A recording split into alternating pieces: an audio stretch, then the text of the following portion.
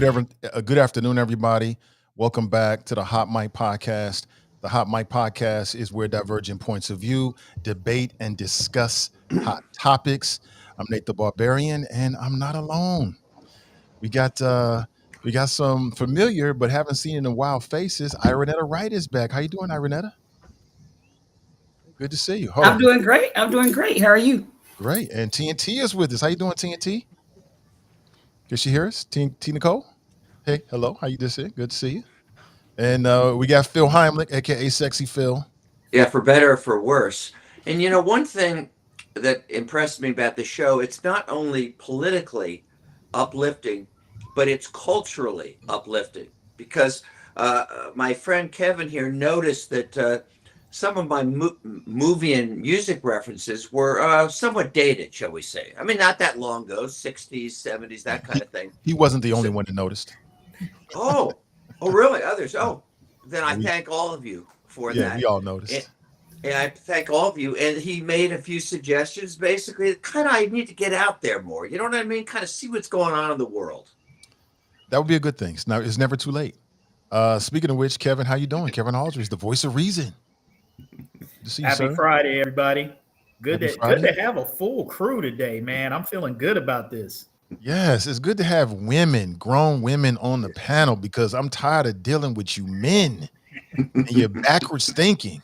It's a refreshing. Last but certainly not least, Tarris, Troy Horton. How you doing, Tarris? Doing great. Glad to be back in home and with good audio, and glad to have women on the panel, man. It feels good. Absolutely. Tarris is reporting from the Starship Enterprise, just for The good ship lollipop. Phil, get it right. The good ship sorry. lollipop. Sorry. TNT is having a little bit of difficulty, so she is out for the second, but she'll be right back. But let's jump to the audience. Thank you so much for being here. Really appreciate everybody in the audience. I mean, it's all about you, quite honestly. Like, the show has been growing because of you. Really appreciate it. We got Jerome with us, and good to see you, Jerome and Sierra. Good to see you, Sierra. Pamela, Blessed or Messy, welcome. Vanita, Krutha. Seeing some of the choppers in the house. Steban, good to see you, bro. Thank you so much. Good to see everybody here. Please lift us up, share it on Facebook. It goes a long way. Let's jump straight into the conversation. TNT will hopefully be back with us again. She was having some difficulties before we started, but let's get straight into it. So there's been some traction in the so-called brawl in Cincinnati case. I know everybody's been following that. And an individual that people have been calling the Russian has been charged with disorderly conduct. Yesterday on the square, you had a lot of black clergy, black religious leaders, and really just people in general who were making the case that Cincinnati is moving past this. It seems like there's an agenda to try to make it seem like Cincinnati is more violent than it really is. I know Kevin had a chance to go down there, so perhaps he'll give us his insights. But here's what I want to know. Since the man known as the Russian, has been charged, has Cincinnati now moved past the brawl? Are we past this? Is that in our rearview mirror? Are brighter days ahead? What do you think? Or is there something else that needs to happen in your opinion? I'll jump in. I think that for once in a long time, I am trusting the justice system to work this thing out. I really am. For the first time in a very long time, I'm thinking, okay, the charges have come against the Russian guy, and as both the prosecution and the defense build their case, more stuff's going to come out and more stuff's going to come out. So now I believe the part that we should get to is the social justice part of it. And like you were speaking on the leaders that met downtown yesterday, I watched the whole thing. And I thought everything was great. Even the white guy that came up there, equal justice for equal, like that. He kept saying the same thing, equal punishment or equal crime, equal. He was making an equivalent crime. He needed to be punished more. The only part is at the end, when the last white preacher got up to speak, he started going for the talk about the collection plate. We need your money. We need your money. I'm like, this is not your platform to do that, sir. I got all the way. I was like for you. I was for the whole thing whenever everybody was speaking. But at the end, when they start talking about when the white preacher gets up and starts talking about, we need your money. Let's talk about money later. Are you upset that it was a white guy asking for money, or that anybody I'm was not. asking for money? Because okay, nobody, no black clergy asked for no money that night. That what I saw. But if they did, would you feel the same way? If Yes, they if asked for money, they would you be felt upset it, too? as soon as they started with the money thing, I would have been, here we go with the grifting, because now's not the time to grift. Now's the time that we need to make some serious hedgeways in legislation. We can do that without money. We can do that we got enough money and organization skills between our community. We have enough brains to touch these legislators and say, hey, this is point blank. Bernie Moreno and JD Vance started this. How can we prevent people like that using their platform instead of talking about people with their cell phones watching the fight go down? How can we prevent and how can we hold accountable these elected officials doing dog whistles? But you took me off another point, Phil. I liked everything that was going on with the Lynch brother, and then I seen Champion Pryor was down there. That's why live feed I watched. But then as soon as they got to the passing out the collection plate, I was like, here we go with the grift.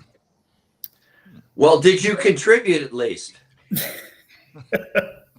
Hey, Nathan, to answer your question, have we moved past it? Not a chance. There's not a chance that we've moved past it, because I think things are going to continue to happen, and I think there are unresolved issues. I mean, the whole point of the rally yesterday was to it seemed to me to be kind of twofold. One, to kind of offset what many of them felt was a right-wing or conservative narrative to make Democratic cities look bad, in a sense that, because Democratic leadership kind of has their hands tied and their mouths muzzled because the GOP has control of the purse strings, and in a sense is saying, hey, if you don't do what we say or make us feel satisfied, we're going to yank money. And there's a sense that some of that is muted the Democratic voices. Hence, you have clergy and community folks who are down on the square feeling that they need to present an alternative narrative. That's one part of it. And with the possibility of Kash Patel, if that's even a true thing that he's coming, the brawl isn't going anywhere from that perspective. The other flip side of that is this whole equal justice thing, which Tarris was talking about. There's still a sense that even though this Alex Travinsky guy has been charged with, level 4 misdemeanor disorderly conduct, there are still some folks who feel like that's not enough. They want to see him hit with, inciting riot charges or something that would be a higher level charge. And I think whether that will happen or not, I think that's unlikely, really. But how much people are going to continue to push for that. And then the alternative of that, which I don't think the police union is prepared to let go, at least not at this point, is a feeling that the city solicitor and the city manager, or maybe even others in the city, put pressure on the cops to bring these charges against this Russian guy. So all of this stuff is a backdrop to, everything else that's going on. And so I think for those reasons, this is not a story that's in other words, it's not over until it's over. I think until these court cases are resolved and, the politics of this die down, I just don't see this. I don't see this going anywhere before the election is over. And we got 2 or 3 months before that happens. Iranetta, you want to jump in there, Tarris? Yeah, I will. And I agree with Kevin. It's all really unfortunate. And I think the way that it has been politicized, from the very beginning, the way that, the current administration has tried to use this. I mean, for those of us that live in Cincinnati, it was really pretty clear to me. Let me just speak for myself. It was really pretty clear to me from the onset what was happening. We have a vice president's brother who's running for mayor in the city, not getting a lot of support in that space. And so what's one of the things that you do is you take a situation that truly was an isolated situation, unfortunate, but isolated. You take that situation and then you call that up to try to not just try, they've actually done that. You call that up to then create this additional narrative for the city. And so, I agree that it's long from over, because I think the other thing that's relevant, and only having been in Cincinnati now a few years, the dog whistles, if you will, the conversations around race and race relations are real, and it's something that it has to be continue to be addressed, because that's what we're seeing more and more of. Like when you're online and you look at anything that's out there online, it's clear that there are a lot of there's still just a lot of race relations concerns that need to be addressed. And so I don't think it's going away anytime soon, especially not before the election. TNT, your thoughts? Let me throw the question out there. Can you hear me, TNT? I don't know if you can hear me. Yeah, we hear you. Kind of choppy. Can you hear me? Yeah, we can hear you. It's not choppy on our end when you're speaking. I don't know. I can't hear anything that was said. No. Oh no. Yeah, it might be over, but I'll try to follow you all on the chat. I'm sorry. Okay. Yeah, disappointing, It's not but gonna work for me today. things happen. Somebody said they wanted to see the image of the so-called Russian guy. That's the image that's online. Look, he took a not good beating at all. Got some definitely some injuries. Phil would you say that bumps up the charges, because it looks like he definitely took some injuries there.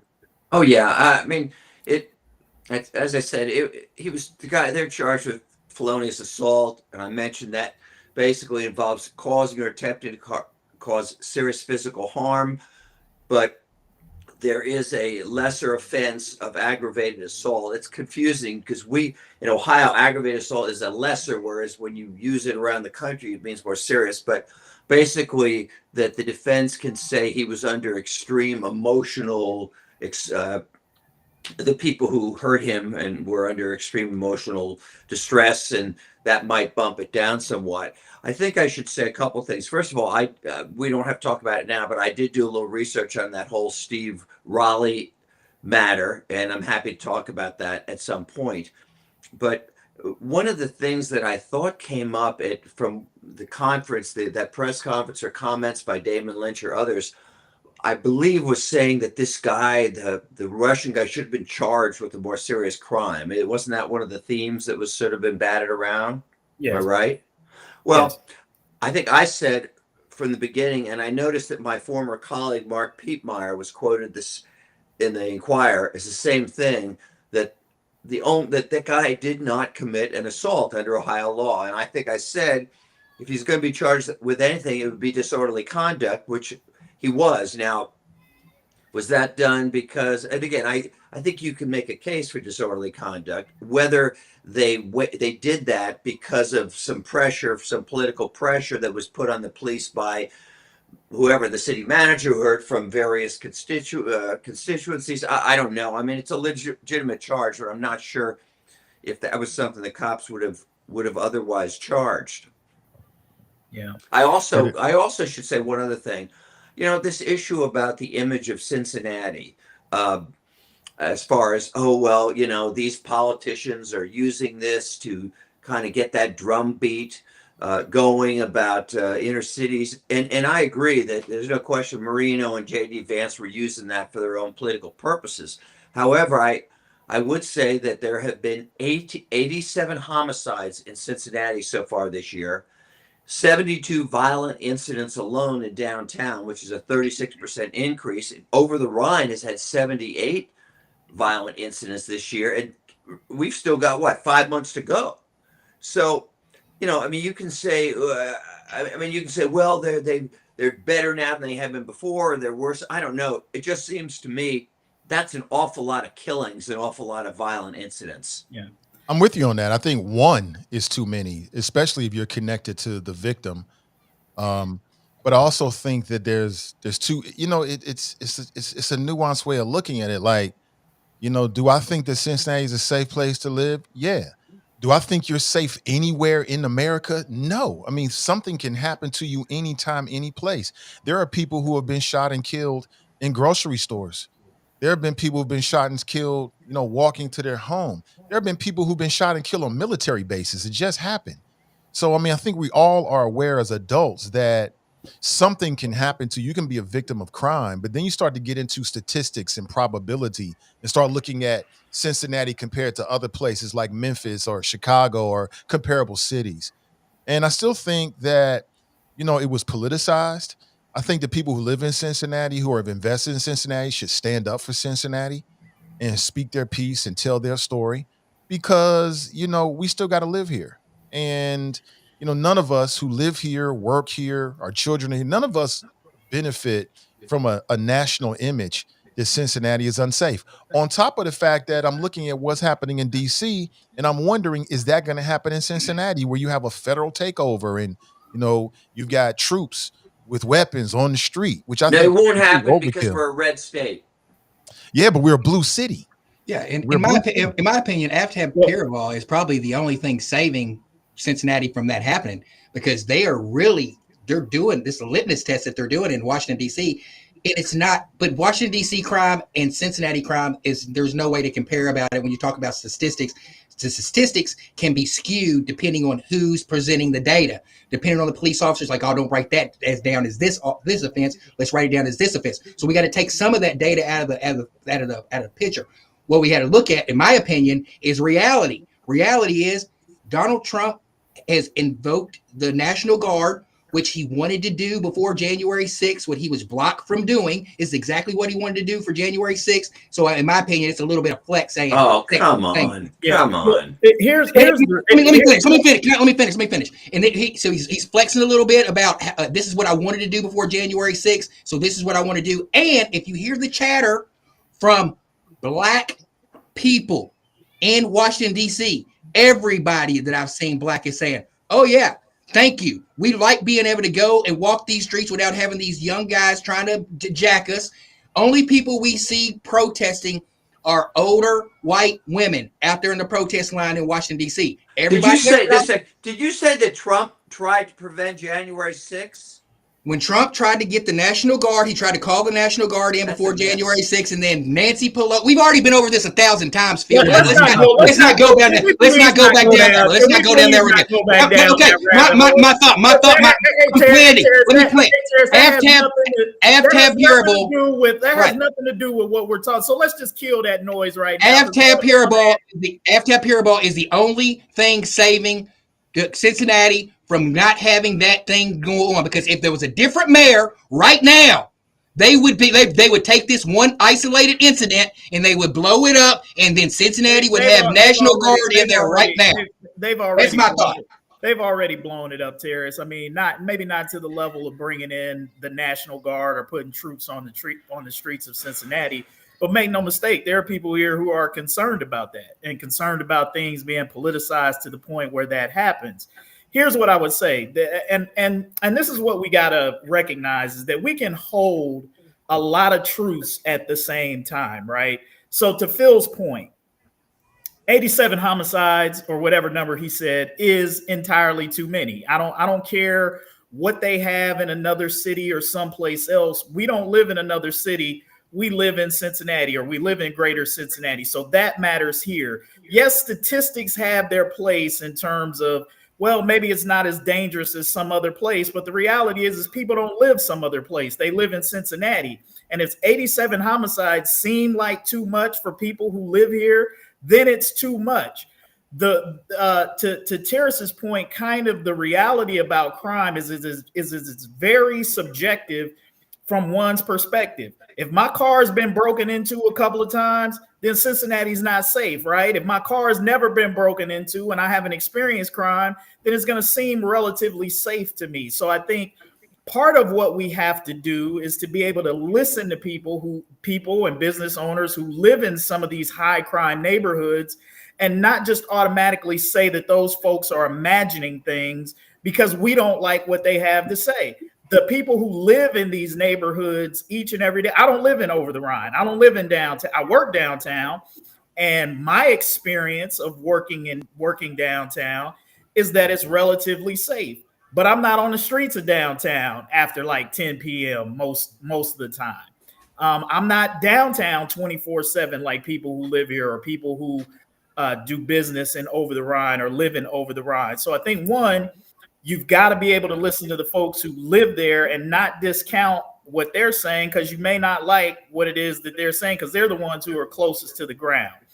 I think part of the racialization and the politicization of this makes it hard for us to have those kinds of conversations, because many different constituencies are in defense mode right now.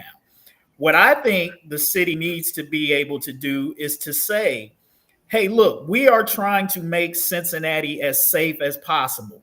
We've made some progress, but we still got work to do because homicides are too high. It can't just be Cincinnati is safe, because that does send the message to those folks who are experiencing crime that you're out of touch and you're not relating to or addressing the reality of crime that people are experiencing. So saying that Cincinnati is relatively safe and we've got more work to do should be the message, not just discounting because we're eager to defend Cincinnati, the very real concerns that a lot of people have about crime in the city.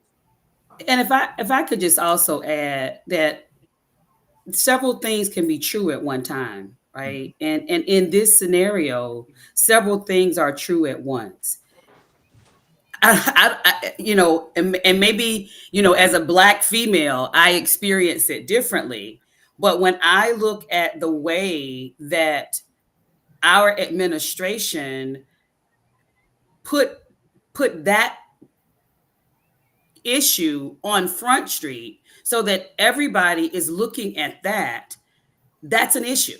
I mean, to me, there is the desire to say that there is a problem, a problem even greater than some may feel that actually live in the city. Yes, if there is an issue with crime, deal with the issue with crime, address those issues, but it also is fueling that we have here in our city a person that is the brother of the vice president that is running for mayor. And so if you can make the current mayor look like the problem in the city, then somewhere in the thought process, then that means that you're going to do everything that you can to then change what that current leadership is. So to say that this is not, I do not, and I could be completely wrong, but I do not see that if it were not for where we are right now with our federal administration, if it was not for what they are really attempting to do, especially in areas that are democratic, if it were not for that, we would not be having this same conversation. Not about this particular issue. It would not be the same conversation. And people can agree with that or disagree with that. But the reality is it gives additional talking points around what their ultimate mission is. And that is to make certain that we don't have a democracy. I mean, so there are all of these different things, and all of those things are accurate. But I do not believe that if it were not for where we are currently, that this would have been put on Front Street just like it is. I want to clarify what I was saying, because I think I got misconstrued again. Every time I say something, Phil misconstrues it and takes. Oh, come on. Aftab Paraval is the only person, like Nate said, that Iris Rowley is the only person on the world that could do this job right now, and Aftab Paraval is the only safeguard that Cincinnati has in this moment from what Donald Trump, J.D. Vance, and Corey Bowman would do if they were in charge, because they would blow this thing up even more if they could. They've already started. They tried with the Fox News, the first thing that came out, and they're not backpedaling now. They're kind of easing off of it once they figured out they hired bad actors. They're backing off of it a little bit. That's why I believe that the justice system is going to work itself out as soon as the lawyers get on them and they start talking about how the aggressor can't try to fight Goonie 2 times the first. That's why everything's like, no, you ain't fighting Goonie. You're not fighting him. That's why everything got heightened, because he went after someone with special needs first after the club. After kicking cars, they went after somebody who is, you can't. And plus, the mental health aspect of this whole thing of it. Nobody's like they're at how Goonie's being treated if he's truly special needs. If it comes to find out that if he goes to these tests and he truly has the schizophrenia that they said, and the way he's being handled in all this, that's going to raise awareness. But Avtab Caraballo is the only person, in my opinion, that can handle this right now, and that's why it's important for Cincinnati to make a strong statement in November. I mean, I know Avtab's probably going to beat Corey Bowman, but y'all say 60 points. I think an 80-point defeat would show them, and then that would send a strong message if you guys package that up with, we knew what you did, JD. We know what you did, Bernie. We're going to show you what we're doing to your little brother. And then when election time comes around, we're going to show you what we're going to do to you, Bernie Moreno. And when you think you're going to be president, JD Vance, we're going to show how you really feel about black people. I look at it like, it's just like being on a job. Like when you're on a job and you got a good relationship with the bosses, you can make a few mistakes here and there and they'll coach you through it. But when you're on a job and you got a bad relationship with the bosses and they want to get rid of you, any little mistake you make gets magnified and they use that to get rid of you. And that's what I saw with this whole situation. Like, you're seizing upon this. And I'll be honest with you, I was looking forward to more from Corey Bowman because, I support Avtab. Just ran into him. I posted about it, posted a picture. I think he's doing a good job, in part on what Tarris said. I think he's negotiating this with the state level and also the federal level in a way that we probably not even hip to. But, I still believe that nobody should run unopposed and that, he needs to be pushed like everybody else. And I was looking forward to Corey Bowman really pushing him with policy ideas and something that could really push Cincinnati forward. But so far, it's just like ambulance chasing. Every little thing that goes wrong. I saw him post something about black coffee. Somebody broke a window. He posts this. I'm like, this is what we're doing now? These type of things happen all the time. And going back to a point that Kevin made, like I've had somebody break into my car. Somebody just broke into my car a few months ago and damaged the door. I'm pissed. I can't even afford to get it fixed right now. We had to get that later. But I'm not thinking that Avtab did something wrong or the city should do this. I mean, this is America. Crime is a part of it. We got a whole lot of people who are homeless. We got a whole lot of people who are dealing with mental illness issues. We got a whole lot of people who grew up in poverty. We got a whole lot of people who are hungry. These kind of things are going to happen. And I'm not happy about it, but I'm not pointing fingers at the police chief and the patrol captain in my neighborhood. No, things happen. I just move on. I don't want it to happen again because it's going to cost us a lot of money to get the door fixed, but I'm not blaming the city. I don't think that Cincinnati is unsafe now because I was recently a victim of crime. Yeah. But I don't have an axe to grind with the city. See? Yeah, and it's not even necessarily if you have an axe to grind. That's why I said, like, crime and how you respond to it is truly a subjective thing. Look, the reality is some things that scare you and me don't scare other people, and some things that scare other people don't scare you and me. That's what I'm saying. Like, how we perceive and how we respond to crime is a very subjective thing. You and I talk about this all the time, Nathan. I'm downtown all the time. So if a homeless person comes up to me that I know is dealing with some mental health issues, because this happens from time to time, like you just might be walking downtown and a homeless person who you can clearly tell is struggling is just walking down the street and they're just talking to themselves, and they might be doing it loudly.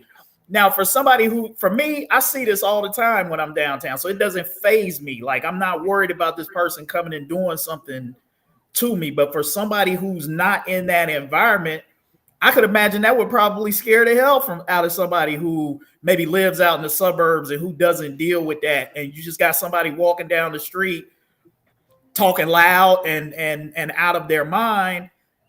That can be disheveling. So that's why I'm saying, like, I get what you're saying, and I feel how you feel in a lot of the same ways, but it's a mistake for us when we talk about this to assume that everybody thinks and feels and processes. But that's not what I'm doing. No, that's not what I'm doing at all.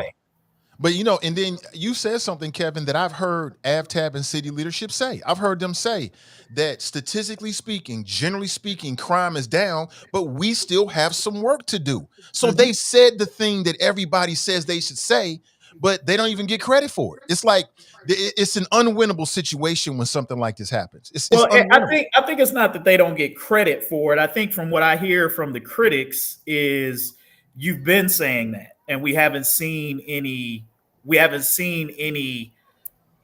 progress, I think, on some of these more violent crimes. So But if that's we're because talking doing about the crime. crime in general, right? The stats may be down on that, but the violent crime in Cincinnati has been persistent. I mean, we do deal with shootings and murders at a high clip pretty much every year. I don't know And if that's true. well, I mean, you can look at the statistics. Yeah, I would have to. Yeah. It's a persistent problem. I mean, you may have. I'm not sure what the statistics are at this point, but I think at best it's equal to where we were last year in terms of. But it's not a homicide persistent rate. problem. But it really isn't a persistent problem in the way that we talk about it. Like, it's a persistent problem in certain zip codes, but in other zip codes, it's not a problem at all. Yeah, Nathan. We don't wanna deal with that. But again, we're the zip codes that we're talking about. We're talking about specific zip codes over the Rhine and downtown, which are two pretty important zip codes for the city of Cincinnati. I think that there's other zip codes in the city where the violent crime issue. See, over the Rhine and downtown, when crime happens down there, let's be real here. When it happens down there, it gets magnified because that's where the business community is. Absolutely. That's where a lot of affluent white people and people in Yes. general live, Yes. right? But we Yes. don't talk about these other zip codes where you got a lot of non-white people who are all pressed into basically, it seems like, project housing. And they've been dealing with this for years and years and years. We don't even talk about it. So I'm just saying, if we really going to address the crime issue, let's address the crime issue and not just the knee-jerk reaction of people who are essentially bad actors who don't like AvTab, or they've got some kind of national agenda they're trying to put in play in Cincinnati. I don't disagree with anything that you said, and I don't mean to suggest that high homicide rates or crime in other neighborhoods don't matter or that they shouldn't be tackled. But let's be real about this. The economic engine and driver and core of Cincinnati and what makes everything else be able to operate in the other, 50 some odd neighborhoods in Cincinnati is having a strong downtown and a strong core with strong businesses, things that attract people to the city. That the core is incredibly important, not just for Cincinnati, but for the suburbs. So to act like from an economic engine standpoint, that downtown and OTR and even West End to a certain degree are not critically important pieces to the functionality of Cincinnati in its entirety, I think is a mistake. And I think is probably not accurate. And that's why those areas tend to get more attention, because economically they're incredibly important to the lifeblood and the flow. They're important because of the earnings tax. They're important because we make a lot of our money off that. So, people are always saying downtown gets all the attention. Well, downtown brings in all the money, really. Yeah, But we don't really care about crime. We only care about crime in the spaces where people are making a lot of money. We don't care about it. Like I said, I've been driving around this city. There's some people living in conditions that none of us want to live in. A lot of money. And the city continues to make a lot of money. So you can't have it both ways. You can't. No. The city will not. If the city has continued to make a lot of money. I just saw Eric businesses leave like that one did. If they start really moving, it'll cost the city big time. They're not. The cities aren't going anywhere. It hasn't to this point. I just was watching Eric Kearney and then a few months ago, I think Kevin shared something about the economic impact of what's happening on the banks with the stadiums and all. Billions of dollars. We got 30,000 people that work downtown, so it hasn't stopped the money. And can I mention something too? Brittany Ruby from Jeff Ruby's, she put out a statement that came out really quick, and she got a coalition of all the downtown restaurants and people like that. And then she's been working really good with AvTab, trying to make sure that the correct message is put out there from the business owners. Then I even see yesterday something I didn't even think I saw, her and Macho Means hanging out. That's the type of collaborative spirit we need to see down there. You need to see Brittany Ruby and Eddie Vaughn working together to try to get some solutions. See, that's if we can get anything out of this, let the media do whatever they got to do. But if the core stays to Brittany Ruby's and the Macho Means are having meetings of the minds, because I know Brittany's heart's in the right place, and I know Macho Means' hearts and minds in the right place, and they both have love for the city. That's the type of positives we can take from it. And if they take those energy to AvTab, I believe that we can move farther from this, and it'll be a mere memory, because the reality is going to come out that this was an isolated incident, like you guys are saying, at the most profitable time downtown in Cincinnati, that they found a way to infiltrate, and they try to capitalize. But I think the better thing's going to overveil. If the politicians really, really are serious about this, like dealing with crime is not like, microwaving popcorn where you pop it in there for 2 minutes and then boom, you got a full bag. It doesn't work that way. We're talking about long-term investments. We should be investing in our public schools, which right now we got politicians divesting. It is terrible. It is the exact thing that leads to more crime. We should have world-class after-school programs. That's what we should not be known for world-class stadiums. We should be known for world-class after-school programming that extends the day learning. Those hours from 3 to 6, 3 to 7, that's when most of the bad stuff happens with our youth. But instead, we want to point fingers at AvTab and talk about the police chief instead of putting our money where our mouth is. We have to invest long-term in our children and in our families if we're so concerned about crime. And I don't see enough of that. Yeah. So Nathan, here's what I would say. I would say that I think this city council, which I've defended them on some levels, have been trying to get at some of the things that you're saying. But as my friend Phil on this program, who often makes fun of me for talking about root causes, and I gave you the title. Hold on, I gave you the title, Mr. Root Causes. Yeah, but this is a consistent frame of thought, and I'm having fun with Phil because he's on here. But I hear this constantly from conservatives who don't buy into this notion of spending money on after-school programs, extracurricular activities. They see that as a waste of tax dollars. They don't see that as crime prevention and deterrent. They see that this is where the disconnect is. And I think if we're really going to have an impact on crime as a community, we're going to have to come together and find some kind of common understanding about how to attack it beyond just more police. I've made this point. If more police were the solution to crime, then why do we have any crime?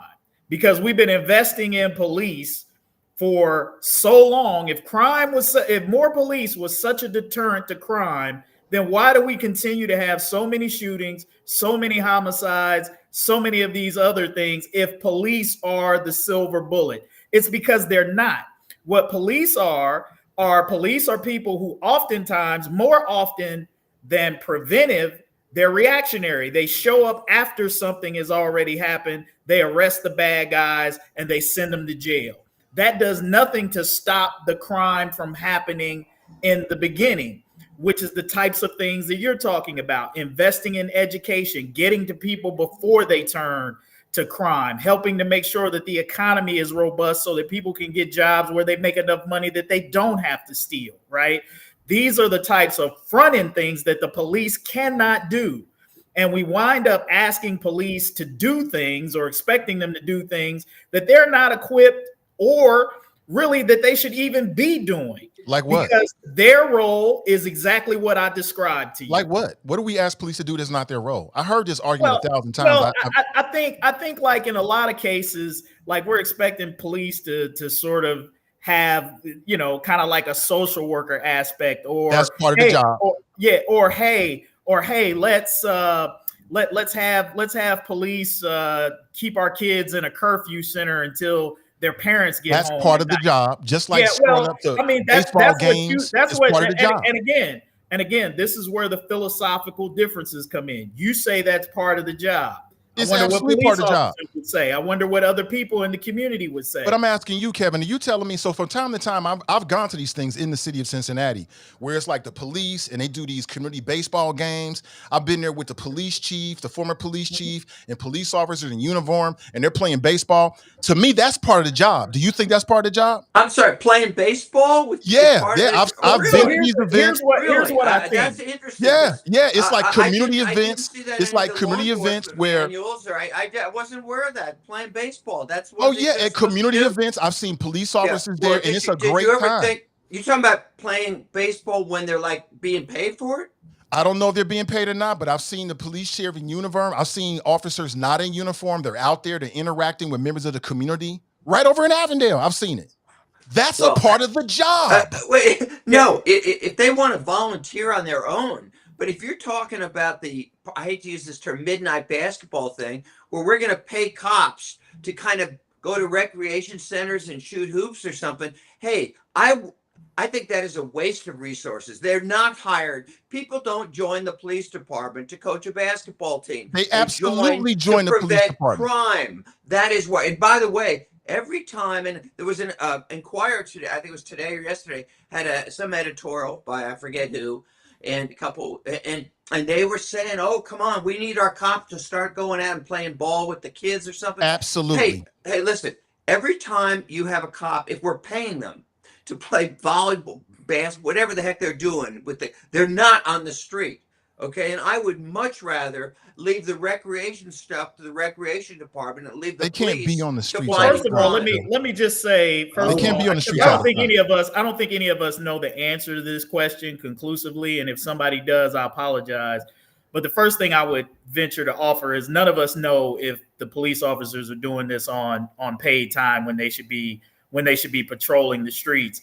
In fact, there's probably a high likelihood that many of the police officers that do some of this community stuff probably do it in their spare time. I don't care if they do it. Here's what I would say is that I think community policing is a good thing. Just like I think any organization, whether we're talking about a school district, whether we're talking about a police force, whether we're talking about a Fortune 500 company in the city, it's good to have a presence in the neighborhood and be building relationships with the people that you serve. But that goes back to the question I have for you, Kevin. Then you said we got police out here doing jobs they're not supposed to. What job is that? Well, I think again, just like I feel like and I've said this about teachers too, that I feel like we put a lot of things that are in many ways the responsibility of parents and other individuals in this society, that we expect these people to now take it upon themselves to handle it, because that part of society is not living up to its billing. And that's not a part of, the original job description. I think to Phil's point, and again, this is the great battle that we're having right now in policing and conversations about policing, is what is the role that police have and what should they be doing? It's a changing role in a changing sense. That's why I'm pressing you on this, because I've heard. Yeah, but Nathan, you're missing the point of what I'm saying. I'm saying, I'm getting the point. I'm saying as a community, we need to come together along with the police and come to an agreement about what that looks like. A collective agreement about what that looks like. And listen, I've heard people say, "Oh, we got police doing stuff they ain't supposed to." I always ask the same question, what? And nobody can give me concretely what that is. In a changing society, the role of police might change. So you might have a police officer that's got to spend some time over at the curfew unit. It is what it is. You might have a police officer who sees a kid walking down the street and drives them home. That's policing. That's what police officers but it's fair for people to question whether that's what they should be doing or not. No, I don't think that's what I'm saying. That's the point of the debate. Just because you like it and think it's a good idea, it doesn't make it so. It's about what's best for our society. In your opinion. Yeah, it is my opinion, because in your opinion, and that's what I'm saying. Like, that's part of the discussion. That's part of the discussion and the debate. Here. Police officers have always stopped and interacted with children and in the community. I've seen that from the beginning of time. You might see somebody rolling down, they see some kids, they stop out and shoot a basketball real quick. That's their job. They might take a kid home, like, why are you out here? And take them home. They might sit down and take some time off and talk with a kid. That's the job of a police officer. It's not just locking people up. It's community policing. I know back in the 70s and the 80s, this is what you wanted to be. You wanted to be a police officer or a firefighter. You ask the kid right now what they want to be. They don't want to be that. And I agree.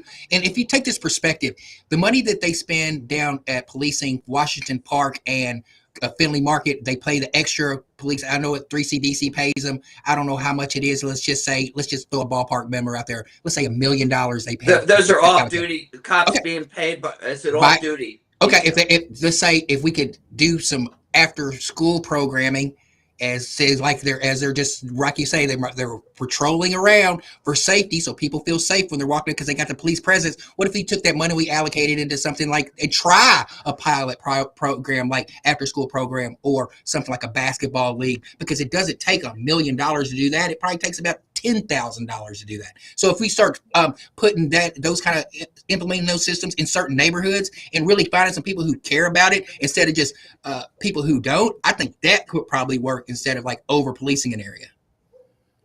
All I'm saying is we should be known if we really want to move this needle, and it's not all, it's a lot.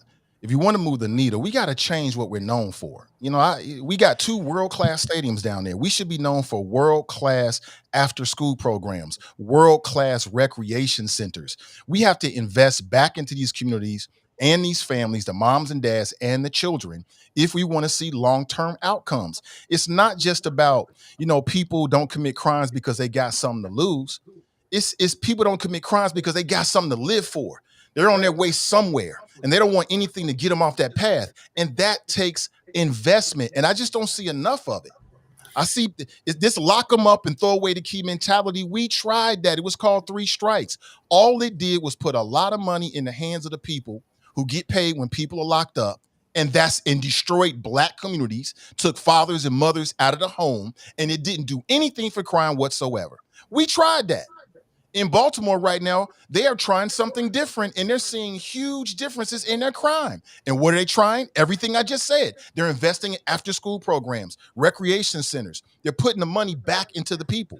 That's what we should be doing in Cincinnati. Nathan, isn't their mayor a younger guy too? Isn't he like 37 years old? Yeah, younger Black guy. A younger Black guy. I mean, they clowned him at the Preakness. I don't know what the race it was, but like he was out there trying to give the award to the horse racing jockey guys who won, and they clowned that guy. But I'm glad to see that guy doing that.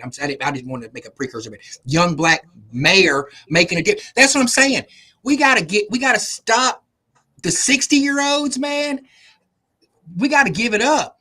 I'm approaching that age, and I see the younger generation with all these smart ideas. And the more we handicap them, we're going to still stay in the situation. We got to give it up to the 30 and 40-year-olds and trust that we did the right thing, because we had our chance. And most white tea people, the 40, 50, and 60-year-old white tea, they do the wrong thing when they get the right opportunities every time.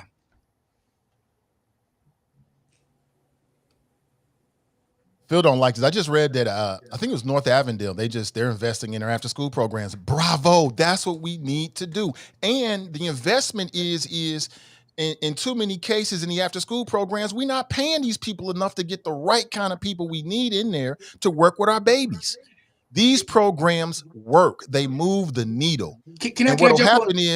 What'll happen is like, you'll invest in some program and then something will happen with a kid in the program, and then bad actors will come in and say, see, it doesn't work. No, it does work long term. We can spend 30 years investing in stadiums, but we can't spend 30 years investing in our children.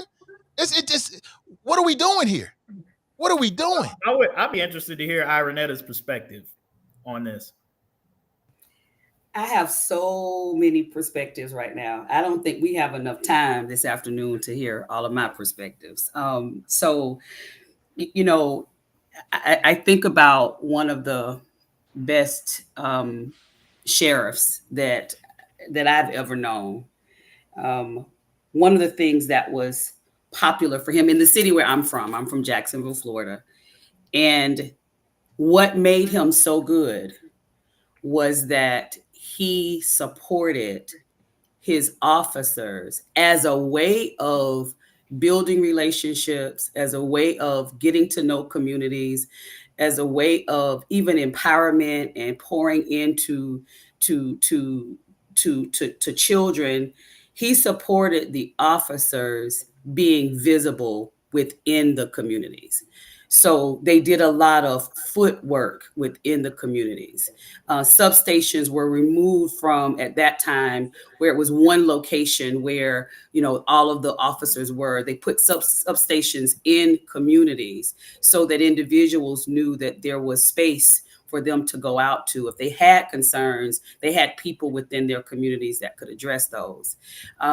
He was, and I think Lincoln has actually talked to him before, but he also worked a lot with the school district around mental health supports, like how, as officers, can we continue to offer to our children support, and how can we do that in partnership with our school district? And the programs, I'm reading some of the comments, athletic leagues, police athletic leagues, those buildings were erected within the city. However, I can't say that those things alone, because that was a long time ago. I mean, that was at this point over 20 years ago. So those things that worked then, are some of those things still working? Yes, but the community is also changing. So as the needs of the community changes, the way that we think about what we're doing when we're thinking about law enforcement has to change as well. You know, my cousin, I think I shared this before, is the chief of police in a city in Florida.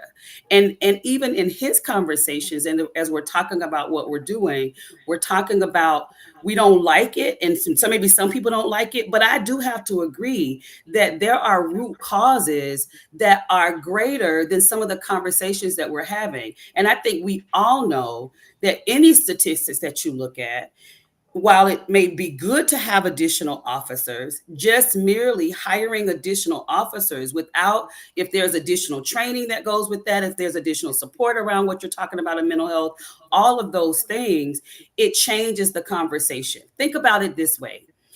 In some areas, in the city where I'm from, you know, when there is a call, and it may be the same case here, but when there is a call for a person that has been identified as having challenges with mental health, when there is a call that goes into the police department for that, they're not just sending out an officer, they're sending out an officer that's also trained in interacting with a person that has identified mental health issues. I know we have programs like that here in Cincinnati as well. So I don't think it's a one size fits all. I think it's important. You know, what people often say, I remember growing up, we had officer friendly in our schools. And people always talk about, you know, folks are afraid of the kids are afraid of officers. When we were growing up, we had officer friendly. The police came to the schools. They came to the schools consistently. People were talking to them. You know, they wanted to learn about what it was that they did. And over the course of the years, because the bad have been able to outweigh the good, the vast majority of our officers are wonderful people, and they're doing yeoman's work in what it is that they're doing. But what gets elevated, just like this darn fight that we're talking about, just like what we're talking about right now, what gets elevated is the negative. That's what you see. It's the 5%. You all have heard me talk about 80, 15, 5 before. 80% of the folks are doing what it is that they're supposed to do. 5% are just going to be a challenge because they're people. There's the 15% in the middle that causes the challenge. So if you have good structures, you have good systems, you have good policies, all of those things, the 15% go with the 80% to get 95% rolling in the right direction.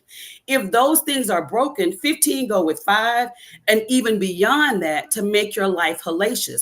But what gets magnified is the 5%. That's what gets magnified. And that's where we spend our time, instead of looking at what are we doing in terms of solutions. You know, I know that Iris is on the call. I don't know of another city that has a collaborative agreement. I know of another city that was trying to work on one, right? But they're trying to work on something that Cincinnati has had for over 20 years.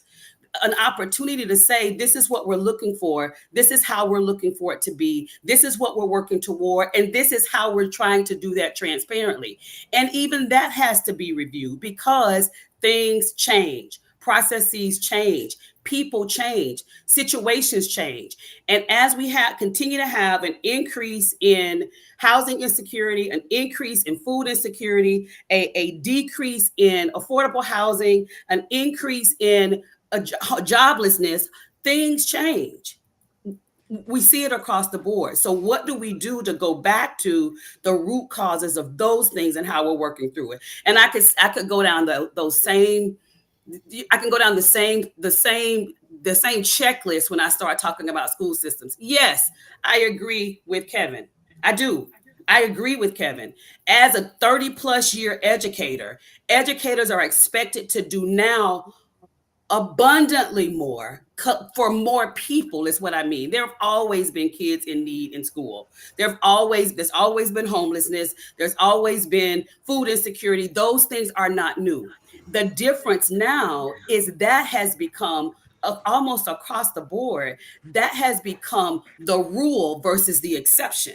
So the time is then spent doing the things that you would expect for parents to do, so that when kids came to school, it was then you were ready to teach them.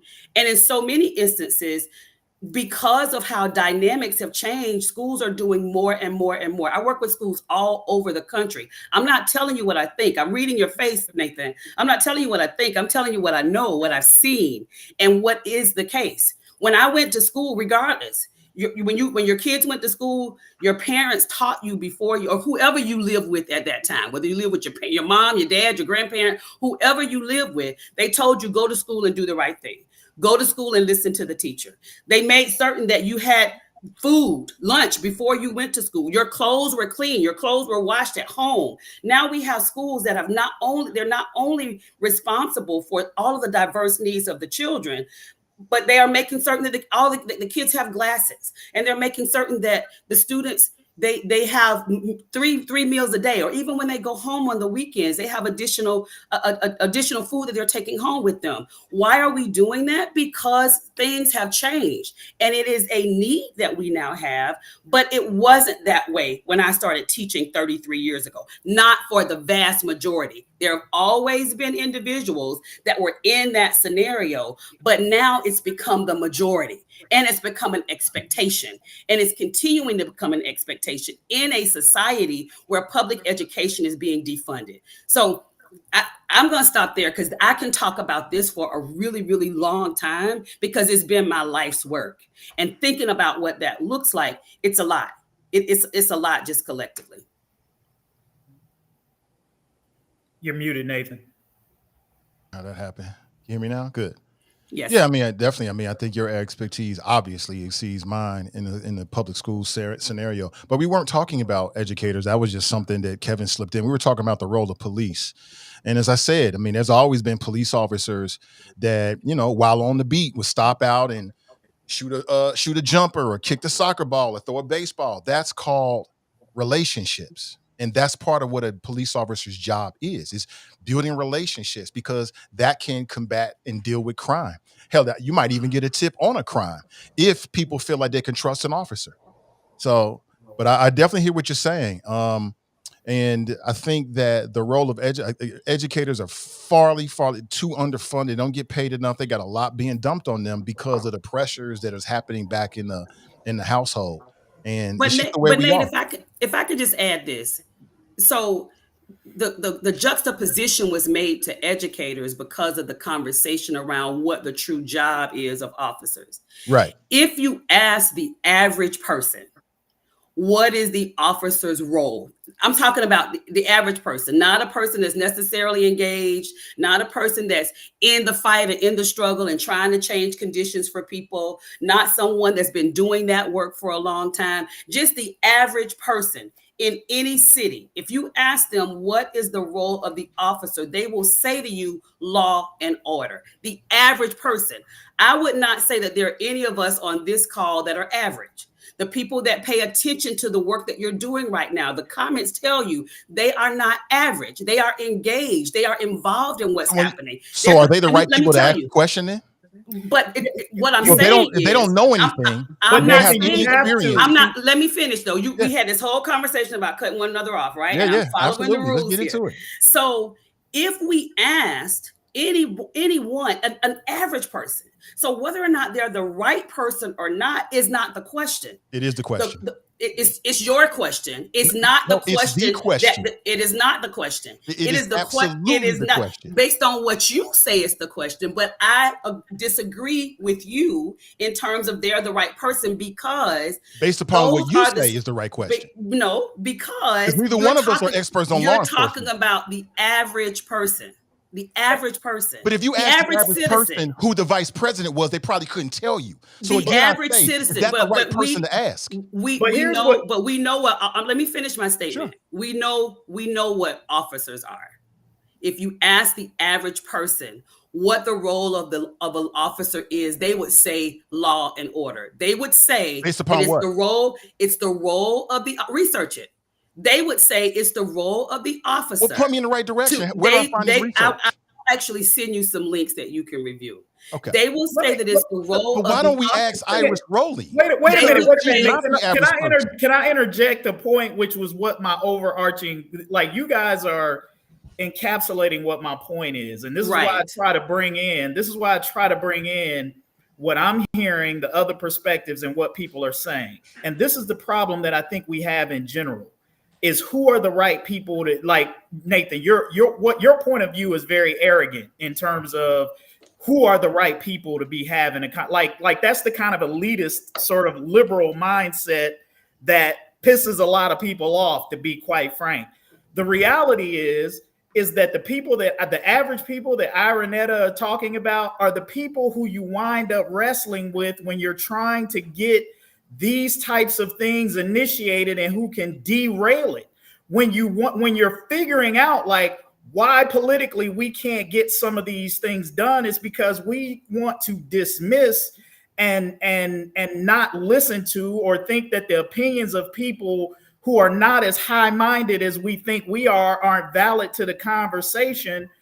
That's why we get there. That's why I said we need to come together as a community and have a conversation about a common language about what we think it is and come to an agreement. Because clearly, even in this platform, we're not in agreement about what policing should be or what it should look like or what the definition is. So until we can come together as a community, and forget America, I'm talking about the city of Cincinnati, because this is where we all live, where we can be able to come together collectively as a community and say, what do we want the role of the police officers here to be realistically? What can we fund and what are we willing to fund? Because those are important things.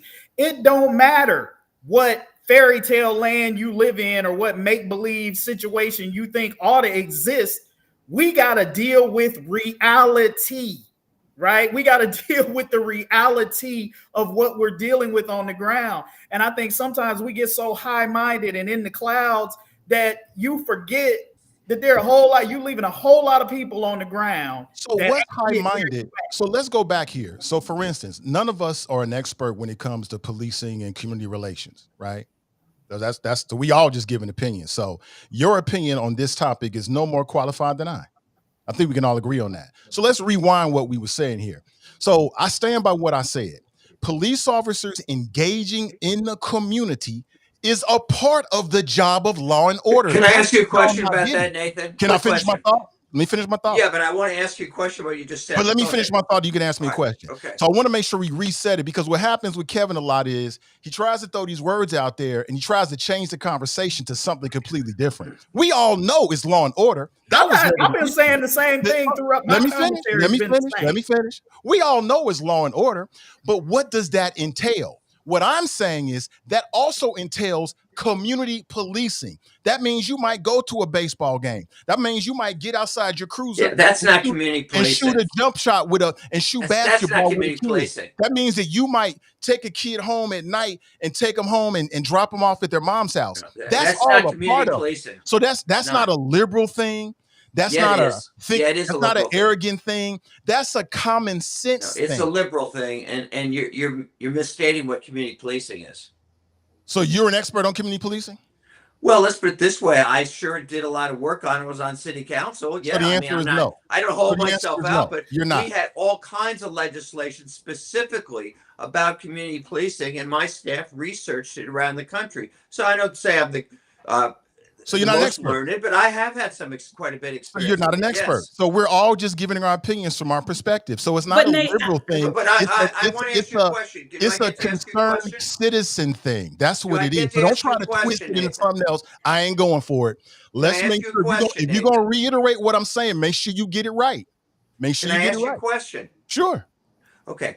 So, as you probably know, first of all, community policing doesn't mean the cops go off and spend spend time playing volleyball or something. It has to do with putting Whoever police said off. all their time. Okay, let me just finish. I'm not going by. I'm going by what the understanding what community policing is throughout the country. You may have your own definition, but nonetheless, what I'm asking, community policing has to do with putting police officers on duty in the community. Doesn't have to do with shooting hoops with people. But that's not even what my question is. You're saying part of their job is, hey, shooting hoops or hanging out with kids or Absolutely. whatever. Okay, Interacting with the public is Let me part ask of the this job. question, just so I get your understanding. Sure. Cops are assigned usually a specific beat. I happen to think they're better on foot than always being in cars, but they're usually assigned a beat. Okay, usually, hopefully, in many cases on foot in a particular neighborhood.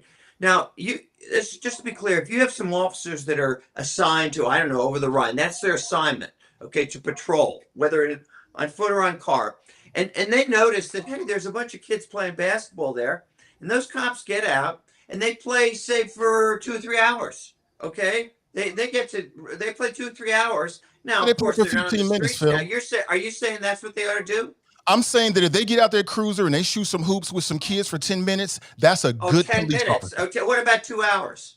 Well, I don't know. I mean, 2 hours might be No, excessive. you answer the question. Do you want those cops for 2 hours not patrolling the streets? You want them shooting hoops? Is that If there was a police officer then that's that your was philosophy. on patrol, I don't think it's that's your philosophy. If that's what you want, I think it'd be kind of interesting though. this If is all called the cops in Cincinnati, anytime they wanted to, hey, there's some kids playing baseball. I'd love this to is play called a some straw man baseball. argument. Let me get out of my car and do that. But I gotta, Yeah, but I gotta say this. argument. But I have to say this, Nate. I have to say this. What you're referring to, just based on what I hear you saying, what you're referring to is officers building positive relationships in the community. That's expected. That is a part of the job. That is expected, right? Well, how do you do that, Iranetta?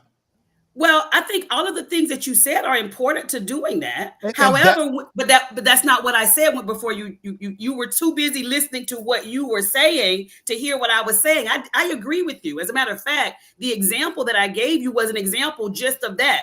Best sheriff I've ever seen. It was an example of being in the community, of being active in the community. What I said to you was the average citizen, the average person, if you ask them what should the role be of an officer, they would say law and order. However, in talking about building relationships, yes, that's important. That's one of the reasons that we have SROs in schools, for example. A part of that is to build relationships with children. That's one of the reasons that we do have is building relationships in the community a part of law and order? Because I believe it is. I think that building relationships is important, but if you're asking the primary job, what someone says the primary job is, I don't know that everyone would say that. No, you keep dragging it, just like no, Kevin. I'm not. I am not. Every job, there is not any job. There is not any job. Let me finish, Kevin. There is not any job that building relationships with those that you serve, any job of service, that building relationships with those that you serve is not important. There's no job where that's not the case. You're right. However, when you talk about the role of officers, if you ask the average person, what is their responsibility? It is law and order. As a part of that, you build relationships. Exactly. But they would not expect to the example that you're giving, yes, if you see, you want people to just be good people. So if you see a kid that is in need, if you see a child that's trying to get home, and you pick them up and take them home, of course you do that. That's wise. That's just good people doing the right thing. Okay, but Kevin, here's the larger point about what Nathan is saying, and I think here I'll make this point. I agree with everything that you just said about the police. Those extra things that they do are great in building relationships and probably maybe help lead to better policing, but their primary job is still the enforcement of laws. My bigger thing is the investments that Nate is talking about making. I don't know that you want police doing That's these not how things. we started. Let me finish my point, Nathan. The bottom line is if we want to impact crime, there are other things. That's been the whole point, that there are other things beyond policing. Again, we've spent the last 25 minutes or so talking about police, when the whole point is that policing in and of itself is not enough to solve the crime problem that we have. And this is endemic. This is endemic of what the problem is in Cincinnati, is that it's easier to talk about the police and what they're not doing than it is to talk about the other things that we actually need to be doing in Cincinnati, that quite frankly, I don't even want the police doing or think that they're even equipped to be doing, that we should be trying to affect and impact if we really want to bring down the crime rate here in Cincinnati. So let's keep the conversation focused on that. Let's keep the conversation focused on, as you said, Nathan, the investments that we need to be making, in these other programs that are actually going to be preventative, right? Because I've made the argument. I don't think policing is preventative. I think policing is reactionary. So if our goal is to be preventative in crime, spending a whole bunch of time talking about the police's what the police can or will do in that within the framework of their job, I think is quite frankly, I think is a bit of a waste. Not saying that it's not important, but that doesn't get to the preventive aspects of what we're talking. Yeah, but you brought. That's how let's take it full 360. We come all back in a circle. You brought that up. You were making a point about we're asking police officers to do things they shouldn't do, and I challenged that. And I asked you point blank, tell me some things that we're asking police officers to do that they shouldn't, and you couldn't tell me. That's why we got. If you want to be honest with it, Nathan.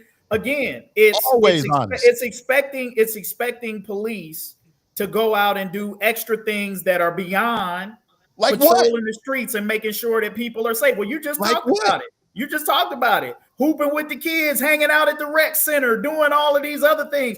They're nice, but that shouldn't be. I mean, to me, if I'm a teacher and I teach math, right? That's my expectation. Don't use any more school. I'm just trying to make likewise analogies so that Nathan can see that when we ask people, it's nice if people do what's beyond the job description, right? It's nice. There are things that people do, things that are not in the job description, that are not required. That's great. And we always think those people are great employees that go beyond the extra mile. But what I'm saying is that there are other things, there are other people in place who should have those responsibilities and can do it better than the people we're asking to do. We need to stop making these blanket statements that are empty, right? So saying, and I've heard this 1,000 times, we ask, and it's usually from police officers or those that want to defend the police. We asking police officers to do things that they shouldn't be doing. What is that? Dealing with people. I'm gonna land in a second, but let me get it all out before you tell me. I know I'm dead wrong. Believe me, I know that. Something that has I know been that I am 100% recognized. wrong, That is Kevin. something that has been recognized. I am wrong. As outside the purview of me I'm wrong. Let me outside of the purview of police. I understand what you're saying. I'm giving you an example. You asked me for an example, so let me give you an example. I understand what you're saying, but because you don't want to hear it. You don't want to hear it. I don't mind hearing it. I got no problem. I want to hear it, but I want to be heard too. So I was right. I was close to the end. Let me get there, and you got it. So we need to stop making these blanket statements that are empty and have no usefulness whatsoever about how we asking officers to do things they ain't supposed to do. Like what? You still haven't told me. I was just trying to tell you. I think it's been widely recognized that dealing with people with mental health is something that is outside the purview of the training and expertise of Cincinnati police officers. Because one of the big conversations has been how police deal with people who have mental health issues. Has that not? Am I wrong? Has that not been a case? Has it not been a situation where you've had Cincinnati police officers kill suspects who had mental health issues, and it became a big issue where it said the police need to do a better job of knowing how to deal with people who have. Am I wrong? Just answer my question, Nathan. No, don't you do what you do. Answer my question. Has that not been the case? I'm going to change your name to Mr. Red Herring instead of the voice of reason. Nathan, you always say that when you don't want to deal with my questions. It's always a red herring, or Kevin is flipping the script. Either admit, brother, that you can't answer my question, which is cool. If you don't have the answer, just say that. Your question is disingenuous. That's my answer. Okay, all right. If a police officer then we can't have a conversation then. If they get a phone call, how do you know somebody's mentally ill until somebody shows up, or unless they've got previous information? Like dealing with mentally ill people as a police officer, you can't dodge that. That's like dodging raindrops. It's a part of it. It's a part of it. I'm done. Yeah. I don't have anything else to say. I mean, you're not gonna. I mean, we just gonna have to agree to disagree. I'm not gonna yield to something that you're not gonna answer my questions, or if we're not gonna deal straight up, it ain't no point.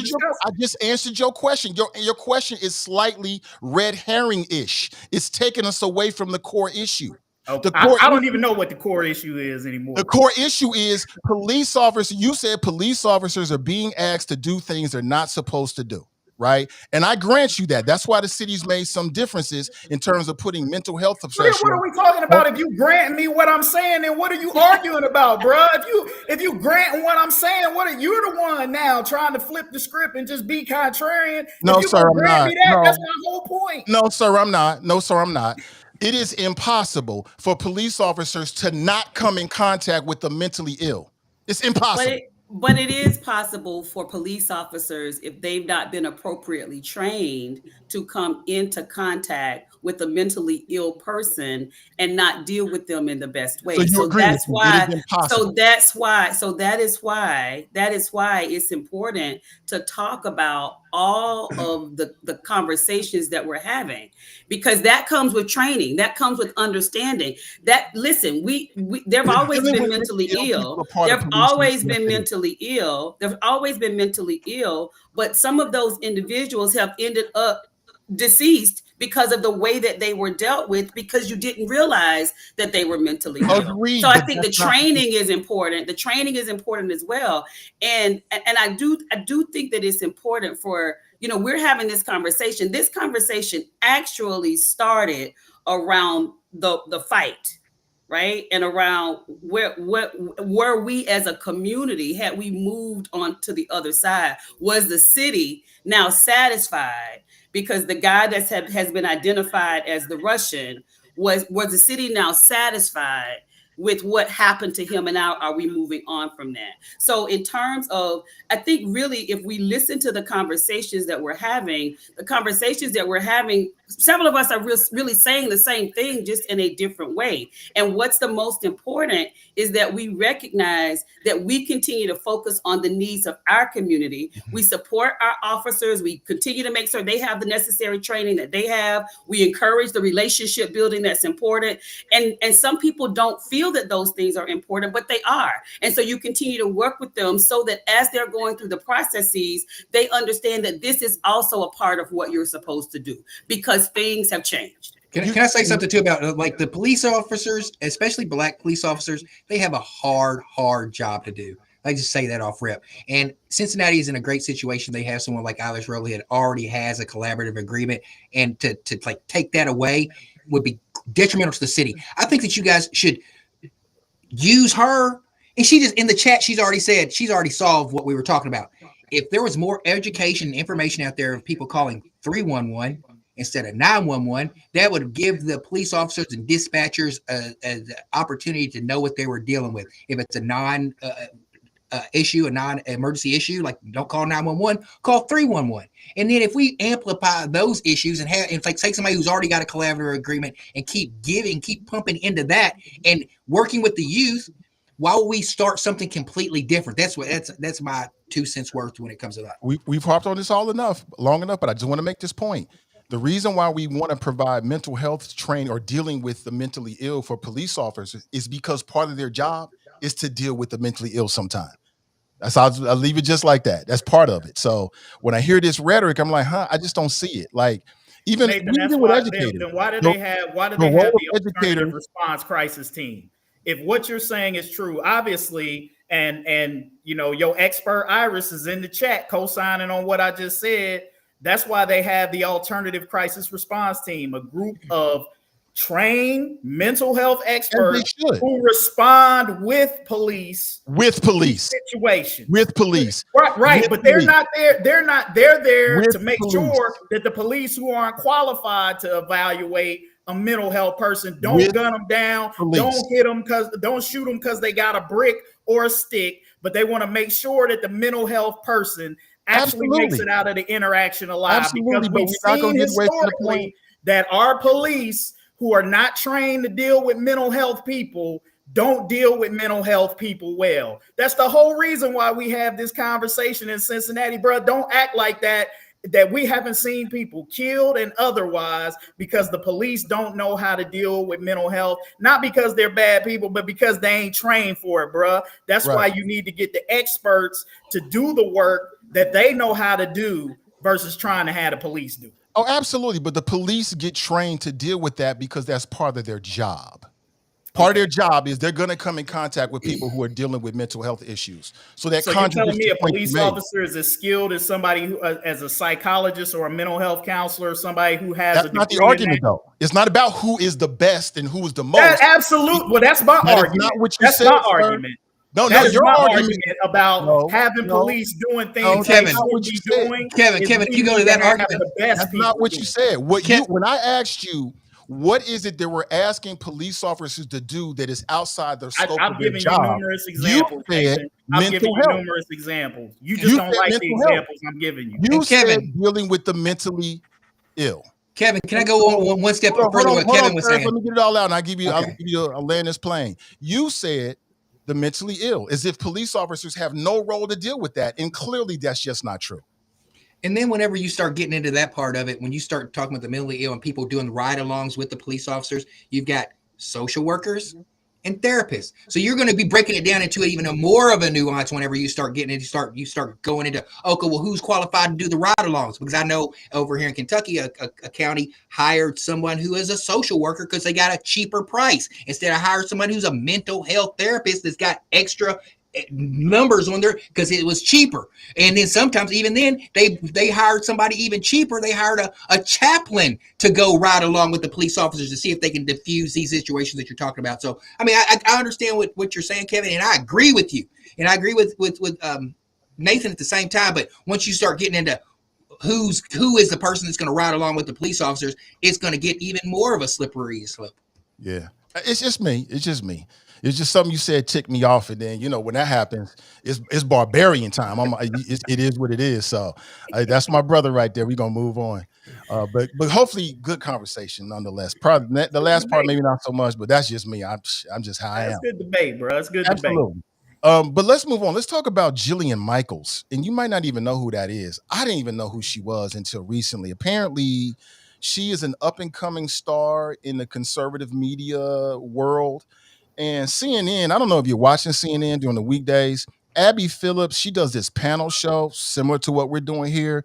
It is really good TV if you're into hearing both sides, debating, arguing sometimes. It is really good. And they just went viral in the last week because Jillian Michaels, they were having a conversation about what's happening with Trump, the Trump administration, putting pressure on the Smithsonian. Apparently Trump believes that they spend too much time talking about slavery, and he says they should be talking about things, his word, that are brighter and more positive about America. So that sparked a conversation. I want to play a little clip for you because Jillian Michaels, who is a non-black person, non-person of color, she was making the point that it sounded like she was making a point that, slavery wasn't that bad and that stop trying to make white people feel bad about that. I want to play a clip for you because I can't do it justice. So I want everybody to hear directly from them. So check this out and we'll get your thoughts on the other side. Slavery. So he's not? He's not. No, okay. He's not. And you cannot tie imperialism and racism and slavery to just one race, which is pretty much what every single exhibit does. But let's talk about the fact that when you look at anti-slavery, let's talk about the fact. Slavery in America was. Do you realize that only less than 2% of white Americans owned slaves? But it was a system of white supremacy. You realize that slavery is thousands of years old? White people were Do you know the slave who owners. was the first race to try to end slavery? Wait a second. Well, what's controversial? I'm very surprised. This is an extraordinary exercise in historical revisionism. I'm really surprised. Do you realize that? Jillian, I'm surprised that you're trying to litigate who was the beneficiary of slavery and who was not. What I'm trying to tell you is that in the context of American history. Okay. In the context of American history, what are you saying is incorrect by saying that it was white people oppressing black people? Every single thing is like, oh, no, this is all because white people bad. I don't and think it's totally partisan. We don't, first of all, we don't have time to litigate all of this. Of course we don't, because then you're going to lose the argument. Everything is racialized, just like you're trying to do to me now. Excuse me?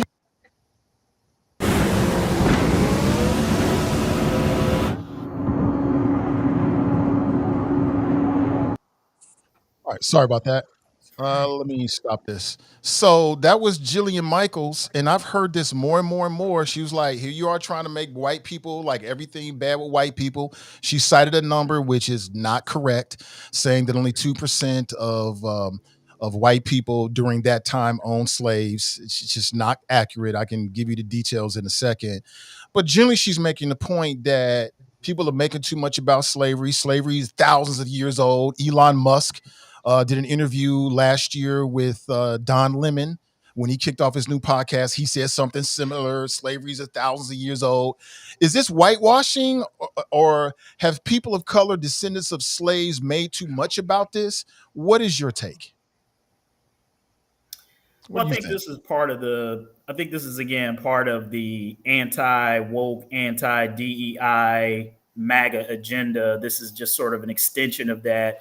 And what we've seen in even those who want to defend, the continued existence of Confederate statues is sort of this reluctance. I mean, I think Jillian Michaels said it at its core is, I think, and again, not making a blanket statement, but I think those white people who suffer from a sense of fragility, who are feeling the need to kind of absolve themselves from whatever personal conviction or guilt that they feel. Because I genuinely don't think, and I can't speak for all black people, I'll just speak for myself, that I don't want white people's guilt. Like, white people's guilt and a nickel, still ain't gonna get me a cup of coffee at Starbucks, right? What I do want is white people's awareness and their commitment to not allowing us to go backwards to repeat the mistakes of the past. To me, that's more important.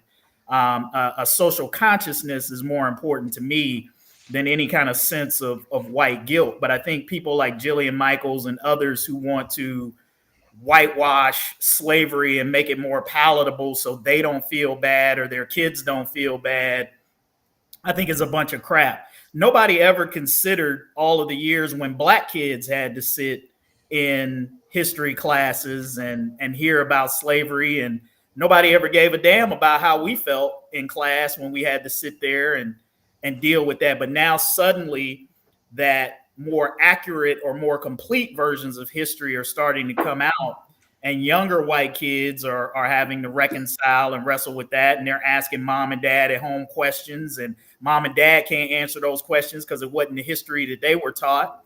Right. So now they're like, well, what is my kid being indoctrinated with? This wasn't the one chapter on Martin Luther King and George Washington Carver and whoever else we used to get, when we were a part of the public school system as kids, when most of us were growing up. And so I think that, first of all, anyone who wants to try to defend slavery or explain slavery, I put them in the same category of people who want to try to defend and explain Hitler. Like, there are just some things that are understood evils unacceptable things that there is no justification for, that there is no explanation for, other than we need to do everything that we possibly can to make sure people like this and our country never winds up back in that same state that we're in.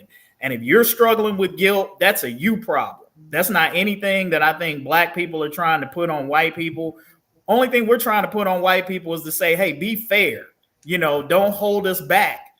And as far as slavery being 1,000 years ago, I say this: the vestiges of slavery and Jim Crow still exist to this day. When you talk about the amount of generational wealth, educational gains and aspirations, that generations of that were lost, histories that most of us as Blacks will never be able to reclaim because we don't know what our true heritage is. Unlike, many white people who can say my family descends from here or there, most of us don't know, right? Even with what is the ancestry.com. Even with that, we only go back so far. So save me the white angst, the white teeth gnashing and hand wringing over the true telling of history. Get over it, because we've been dealing with it for hundreds of thousands of years. If I could just say one thing, because I have to jump off the call in just a minute. But I do think it's important that we pay attention to this conversation, because it's going along with the narrative that we see happening at the national level.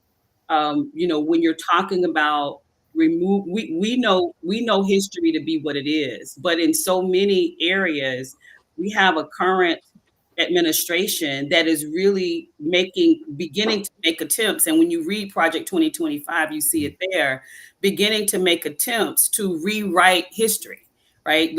So we're going to remove these things so that if we remove them, then we can act as if they never existed.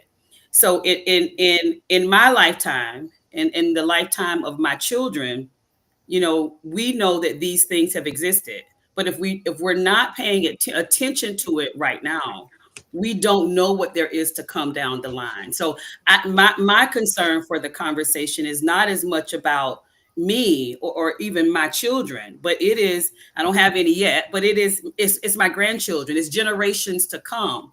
What are they going to be told about the history of this country? Because we are trying to rewrite. We have a population that is actively trying to rewrite history. And the reason I say they're trying to rewrite history is because if you think about removing what we know to be the case, removing it from textbooks, removing it from classrooms, removing it from museum, removing it from anywhere that other individuals can find it, then that's beginning to change history. And so, or change at least the documentation of history, so that you end up with generations that have no idea what's happened in our country. Not that it's from a space of someone trying to feel guilty. It's just the reality of this is what's occurred, and others need to be aware that this is what's happened. And if it can happen with this, what else can it happen with? So I just think we do need to be paying attention. I'm probably going to come with an unpopular opinion here. First of all, the only thing I didn't like about that conversation with the lady is they cut her off mid-sentence, and we do that so much in debate and in these kind of situations. We never know. She didn't get a chance to complete her thought, so they heard a trigger word, slavery, and she got to a point to where they heard something they didn't like, so they cut her off, and they didn't give her a chance to finish her compete, and then she started backpedaling. There was no coming back from that. That's what I'll say that about that part of the conversation. Accountability. What we need from white folks right now is accountability. She's not showing she was not showing accountability when everybody started talking about, hey, so you're trying to talk about something that you maybe have misspoke on, and instead of her saying, okay, I'm gonna stop, I'm gonna be quiet, she kept doubling down. But wait. The information is out there for anybody to teach our own children what we need to know and the next generation, because the information highway, no other time in our lives have we have an opportunity to educate through social media, educate through our post, educate through forums like this. So it is not So here's where I'm gonna lose you guys. Although slavery was a huge part of our history and white supremacy has been a foothold on the black community, I believe that the slavery should be less of the conversation and more of the conversation should move toward what happened in the 1920s when the black people got on our feet, and then white people came in and destroyed our communities in Tulsa and in Wilmington, North Carolina after Reconstruction from Reconstruction to the 1920s. Then when we build ourselves and we're still resilient and we get to the civil rights movement, what they did and how they came in and they broke up our families in the 70s and the civil rights movement in the 90s, put us with the crack era and the redlining, and showed us how they used slavery to continue to drop and hurt to degrade the black community. Not just say, oh, slavery happened, so we need to stay right there on slavery. We need to teach slavery. Then we need to teach what happened after slavery. After we beat them, we took nothing. Then we went to Reconstruction, started beating them at their own game. We don't need them. We didn't need integration. We were beaten, and we had their own airports, doctors, lawyers, communities that were striving, and we were out learning them.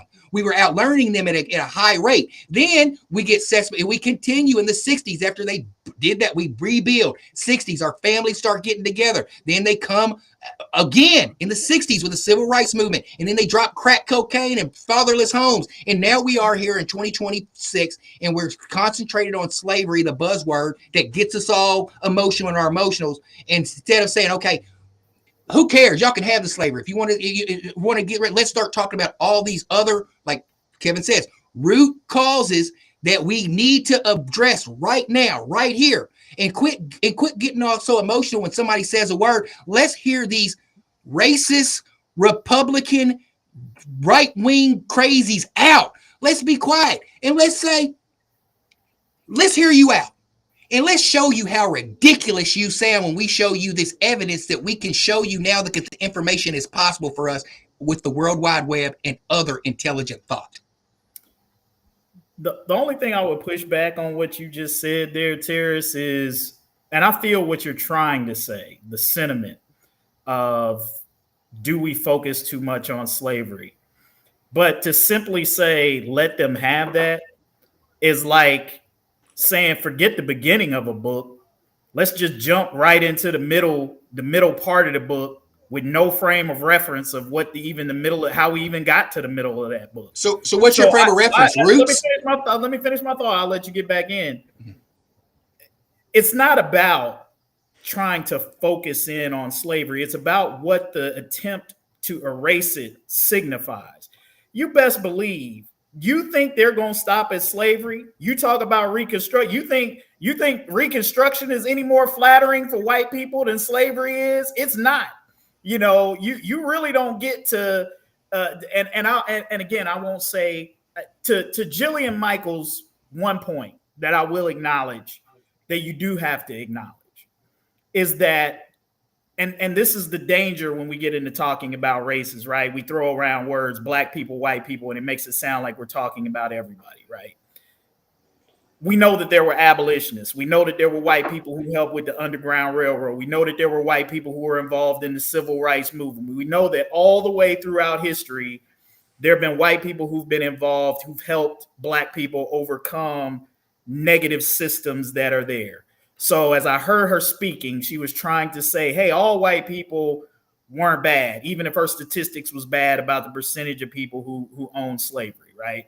So let's just acknowledge that off the rip, that there were some white people of conscience out there who were attempting to make a difference and right the wrongs that they saw. There were a lot of people who saw wrongs and didn't have the guts or the courage to involve themselves in it and sat back, and then you had your perpetrators of the evil.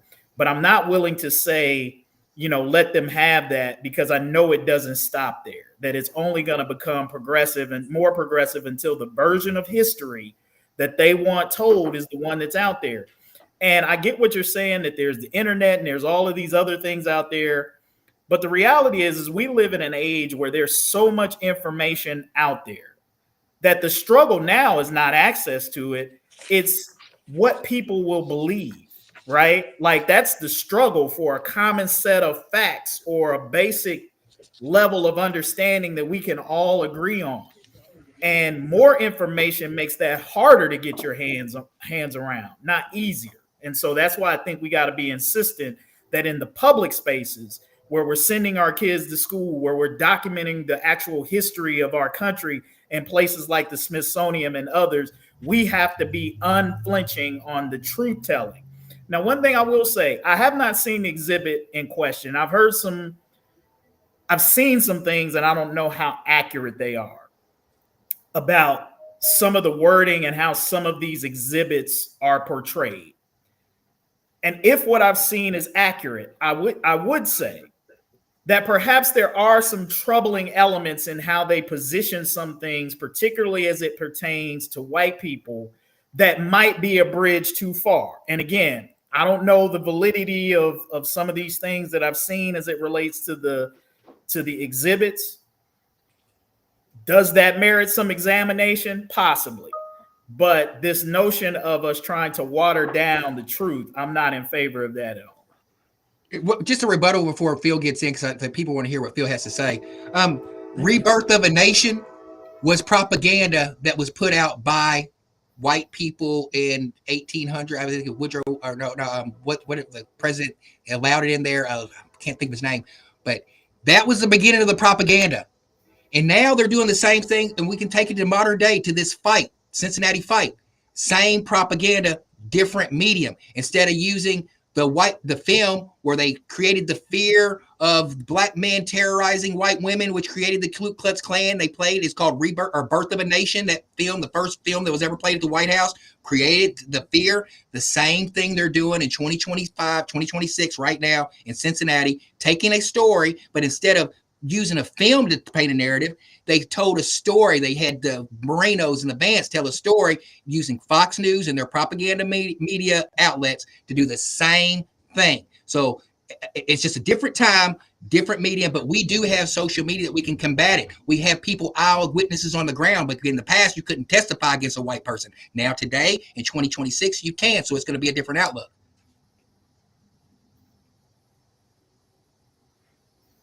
Phil, your thoughts? They passed a law in Poland a couple years ago, which made it illegal to even suggest that the Polish government or their leaders cooperated with the Nazis in killing Jews. And it is a documented historical fact that that is exactly what they did, but you're not allowed to say that in Poland. In Russia, if you say that Russia invaded Ukraine or suggest that Russia's at fault, that say anything negative, you go to jail. You go to jail. And now we have a government which is basically telling our museums, at least the ones under their control, what history they can demonstrate. Donald Trump says the Smithsonian spends too much time talking about slavery. Now, it's not like he's got some degree in history. I don't think he's picked up a history book in his life. But this is a scary thing. And I already talked about in this show, they pulled out of the Naval Library, Army, all the military libraries and the parks, anything that talks about anything, quote, negative America, about like slavery, they pull it out. I think I mentioned they actually have tours of plantations now, but they can't say anything about slavery. This is true. This is the road to totalitarianism. This is what it is. When you start rewriting history, that's the road you're headed on. And I don't whether slavery is taught, history of slavery is taught exactly as it should, or whether it's overemphasized. The point is that when our government tries to tell us or rewrite history, that is a very, very dangerous thing. Can I ask Phil a question? Let me ask Phil a question. In 1492, who sailed the ocean blue? That's what you were taught in public schools. But as you get older and as information starts being more evident, Columbus didn't come over here and stumble upon this place and be like, oh, look what I found. Same thing. As you learn the truth about things, you evolve. What's your point in regard to what I said? My point in regard to what you said is we were taught, the history that we were taught in our public school system, we are erasing that now. Is it not true that Columbus in 1492 came over and sailed the ocean blue and discovered America, which was built on lies? So now that the truth is coming out. Just so I understand, what is the lie you're talking about? I'm trying to understand. The lie. There we go. So we're going to talk. There we go. So you still believe that Columbus discovered? Understand what you're saying, Tarris. I don't understand. I guess I'm speaking over your head, Phil, and I'll just say, okay. So the first depiction of Black Americans that ever seen anything about slavery was Roots. Alex Haley's depiction of Roots. The first thing. So we didn't know anything about slavery until we seen that movie.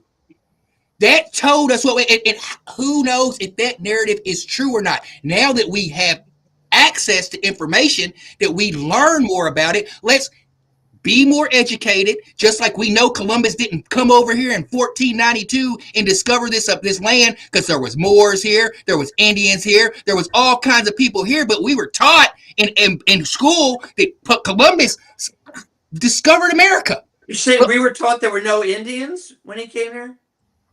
The narrative is overarching. I think it's overarching. Whatever. I mean, my point, and I don't understand what. No offense, your point is. My point is that I want historians or academic people or museum people deciding what they believe, what history is. I do not want Donald Trump and the people in the government telling them or telling us what our history needs to be. So when did that change? Is my question. So when did that change? Right. It's changed in the last year or so because Donald Trump and his administration are literally. Part of it was actually you had DeSantis down in Florida started the basic book ban. That's where I was getting ready to start. But now, that was. I mean, and I've already said that's not conservative Republican because it's doing it from the top down instead of letting individual school boards and school educators decide what they want in their schools. But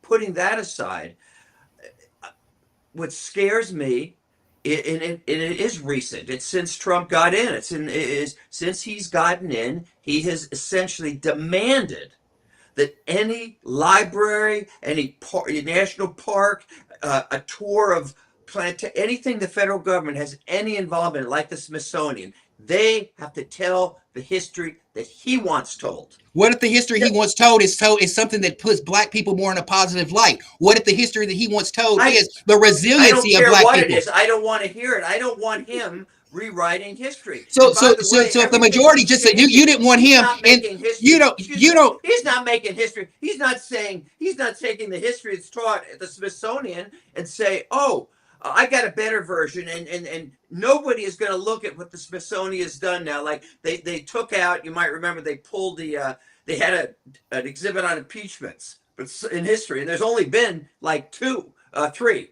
and the third and fourth were Trump. Okay, and for a while they just totally pulled it. Okay, because they were afraid of him.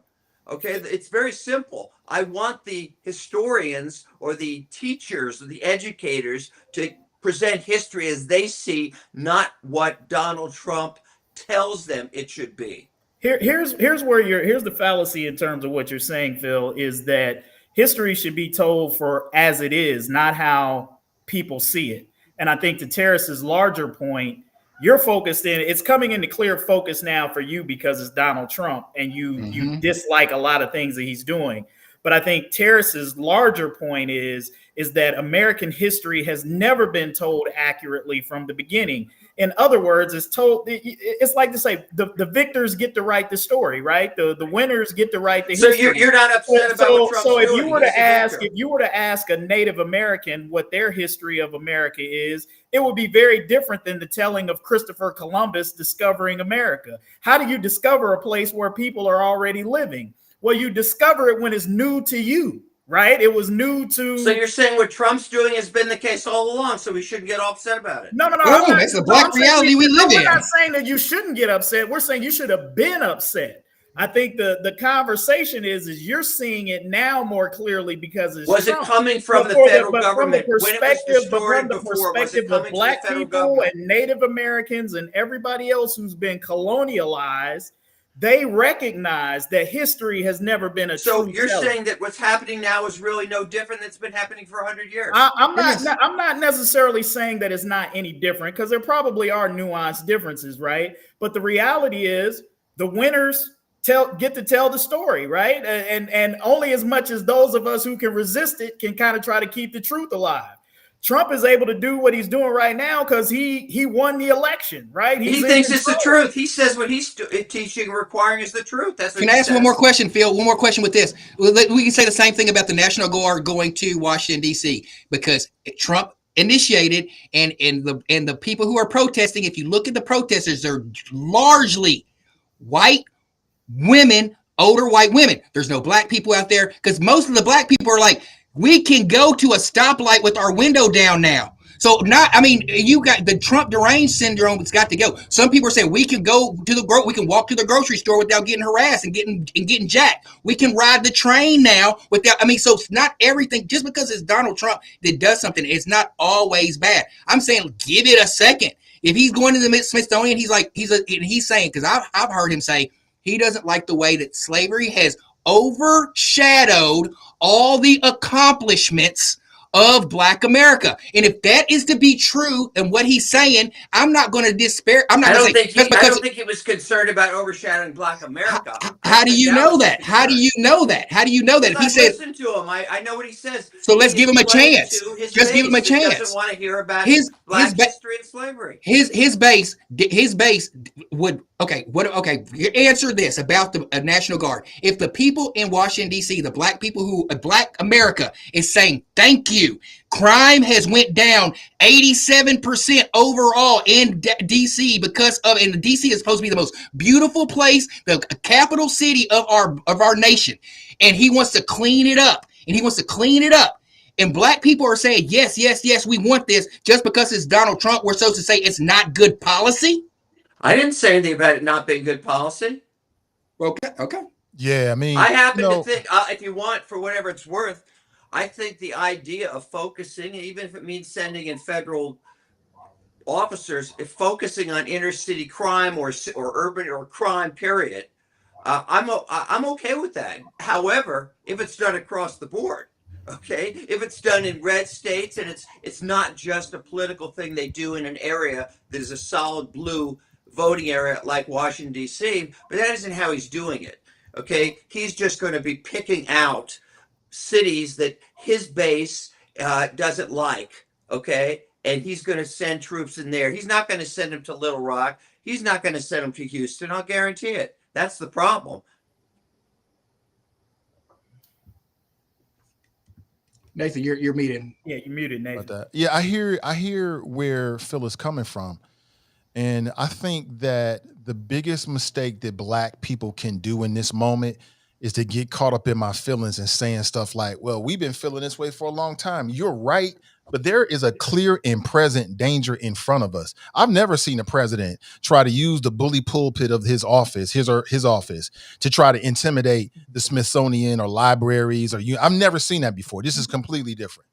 It is. Never seen it before in my life. And by the way, to add to what Nathan's saying, do you guys read today about the FBI just did a search John Bolton?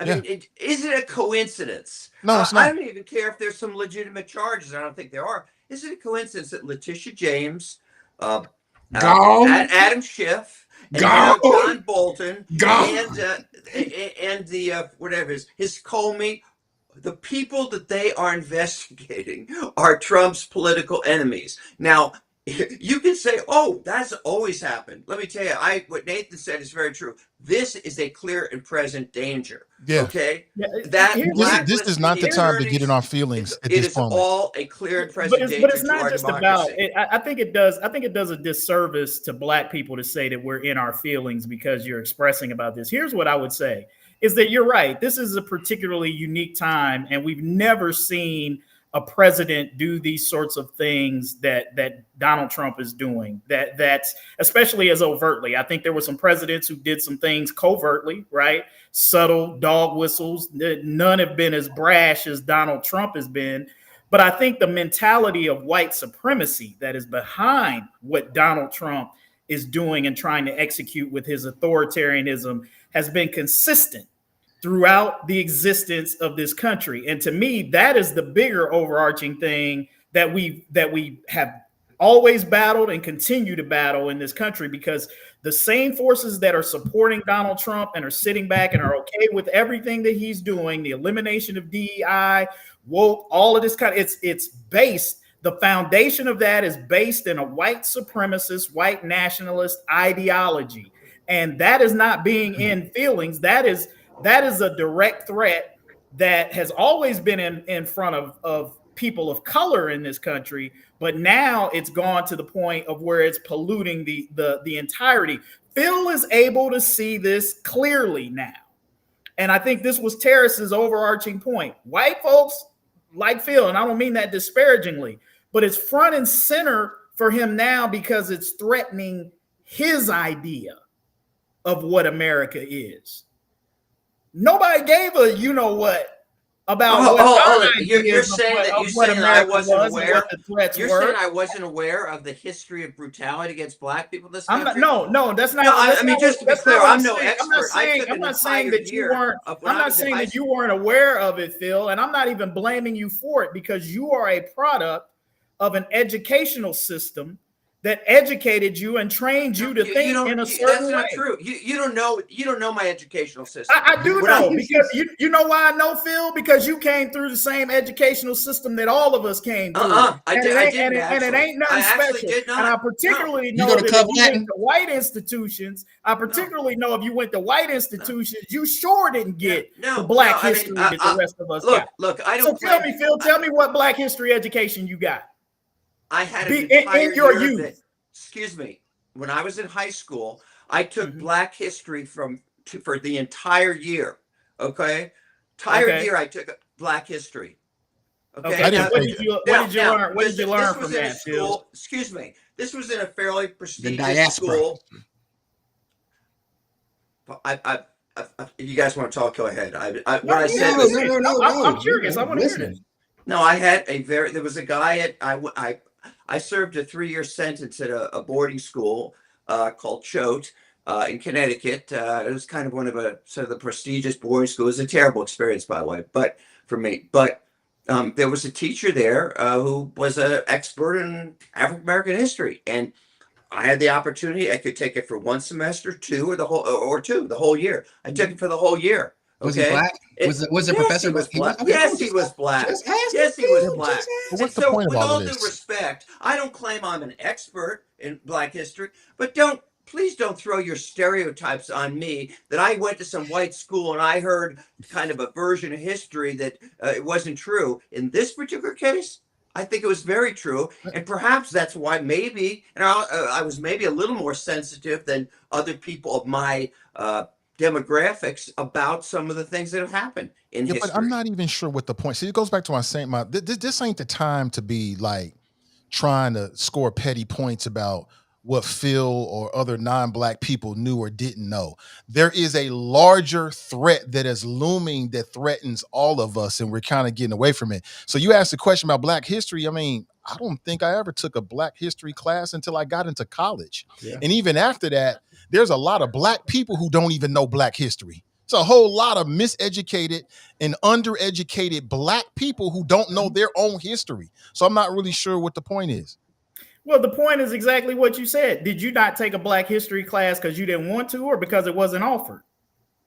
And another question, like whenever you start psychologically, I'm talking like, let me answer that psychologically from a point of when you start talking about slavery in a high school or a middle school, they start talking about it in 3rd grade, and you're maybe the only Black people, and they're talking about slavery, and then everybody in the class starts looking at you. It starts right then. I think it's a psychological thing that everybody starts turning around and looking at you. You start talking about an inferiority thing. That's what I think. It starts it's more of an to your point, Nathan, about Black people being miseducated, right? Undereducated. So this whole conversation about rewriting history, blocking history, I get what you're trying to say from a Hitler-esque authoritarian dictatorship perspective, and I'm not trying to play that down. But what that symbolizes, why you want to do that, is because you want to keep a population stupid. You want to keep a population not knowing about the truth of their history, because in many ways you can control an individual and a narrative by that. So what I would say is why I think this is even what Donald Trump is doing is an extension of what's always been done. We got The fact that history has not been told accurately from the beginning has had devastating effects on Black people in America and the country, because you didn't have access to it. Many Black people are miseducated, not because they want to be, it's because they grew up not knowing about it. I, like you, didn't get my first real taste of Black history until maybe I was a senior when Malcolm X came out with Spike Lee. And then I read the autobiography. And then when I went to college, I took some Black history classes there. But what I got from public education was very surface. I think I named the 3 or 4 Black people that they traditionally sort of talked about was George Washington Carver with the peanut, MLK, and maybe you got a little bit of Frederick Douglass, but they sure as heck didn't teach Malcolm X, like I said, until I got to high school. I had to read the autobiography of Malcolm X among some other books in high school. But I guess my point is a true telling of history. The whitewashing or the not true telling of history, to Tarris's larger point, and that's how we kind of got on this, is that that's always been happening. And I'm not saying that that's the central argument in terms of what we're doing right now. We just kind of fell into this conversation kind of as an aside based on what a question that Tarris was asking Phil. And Phil, I apologize. You're right. Hey, look. You thought I was making excuses? Yeah. I thought he was making excuses because you're trying to project virtue into what Donald Trump was doing. You said something not at all. Not at all. Talking about Tarris. I felt like Tarris was trying to project some virtue into what Donald Trump was doing. I think you made a statement. Correct me if I'm wrong. You're like, well, if Donald Trump feels like this doesn't tell the whole Black history, he ain't say nothing about Black history. He is explicitly saying that we, I guess, are talking about slavery too much. Here is my feeling about museums and the telling of history. That's not true. If it happened, it happened. If it's ugly, if it's repugnant, and it happened, it happened. And if you don't want to watch it, then don't go to it. I'm sure there's a lot of people in the greater Cincinnati area who have never gone down to the Freedom Museum because they just don't want to be around it. Okay. But that doesn't mean because you might feel uncomfortable that somehow they shouldn't have certain exhibits down there. That's what museums and libraries are supposed to do. They're not there to make us feel good. They're there to tell us the history. Whatever it was, good, bad, indifferent, it is what it is. Whether it's flattering to white people or flattering to Black people or not flattering to whoever. If it happened, it happened. And if you want to bury your head in the sand and make believe, you go do that at your house. But you should not be doing that in public spaces with institutions that have the charge to preserve our history and then tell our history like it is. Quite honestly, I've never been to the Smithsonian, but I did see Tariq Nasheed's Hidden Color series. You want to talk about some hidden history? That should be in the Smithsonian. And why can't that be that? I'm saying if he's going in and he's doing a revamp and there's more information, if there's more information out there, why couldn't something that's small? That's what you're saying. I don't believe that to be true. I believe that he's going to take something that's very small and maybe getting a little insert that's getting more shine, and he's going to elaborate on that and say Black people have more of a better history than just slavery. We've created music, we've created this, we've created that. I think he has an opportunity to tell a broader, better story that has more implications than just Blacks being stuck in slavery. That's what I'm saying. Give him a chance. And he's not going to be, and Trump's not going to be writing this anyway. He's going to have a team of attorneys. I've heard him say a team of attorneys are going to be doing this. So it's already in motion. Not be writing history, number one. And I think that you have have your Trump derangement syndrome is showing again. It's showing again, bro, because you're projecting virtue where there is none to make yourself feel good about the choices that you made. Trump is not concerned about telling the full history of Black America. He is concerned about whitewashing the history because some people feel bad when they see certain things, just like Jillian Michaels. Who cares about what white people think? Why can't he just make something that shows Black people in a different light? Who cares what these white people think? Show something. Show us in a better light of how we overcame slavery, how we overcame and they destroyed us again, and we overcame and they destroyed us again, and we keep coming back and we keep overcome that. If you've ever been to any one of these museums, particularly a museum about the Freedom Center, like I think that's an uneducated sort of take on what these museums are, because I've heard people kind of jokingly refer to the Freedom Center as the slave museum. Like, if that's what you think, I think that was Marge Schott, just for your I think if that's what you think the Freedom Center is, a racist. You've actually never been inside and traversed the many different stories that they tell in there within the framework of history. And yes, slavery is a part of that story and everything in between up to modern day. Don't fall. Here's what I would say. Where if I wanted to, which I don't, but even if I wanted to try to extend some virtue, to use Nathan's word, to Donald Trump's intention, here's one of the things that I might agree with in terms of how we approach things educationally. I think there's fact, right, about what, as Nathan said, what actually happened in history.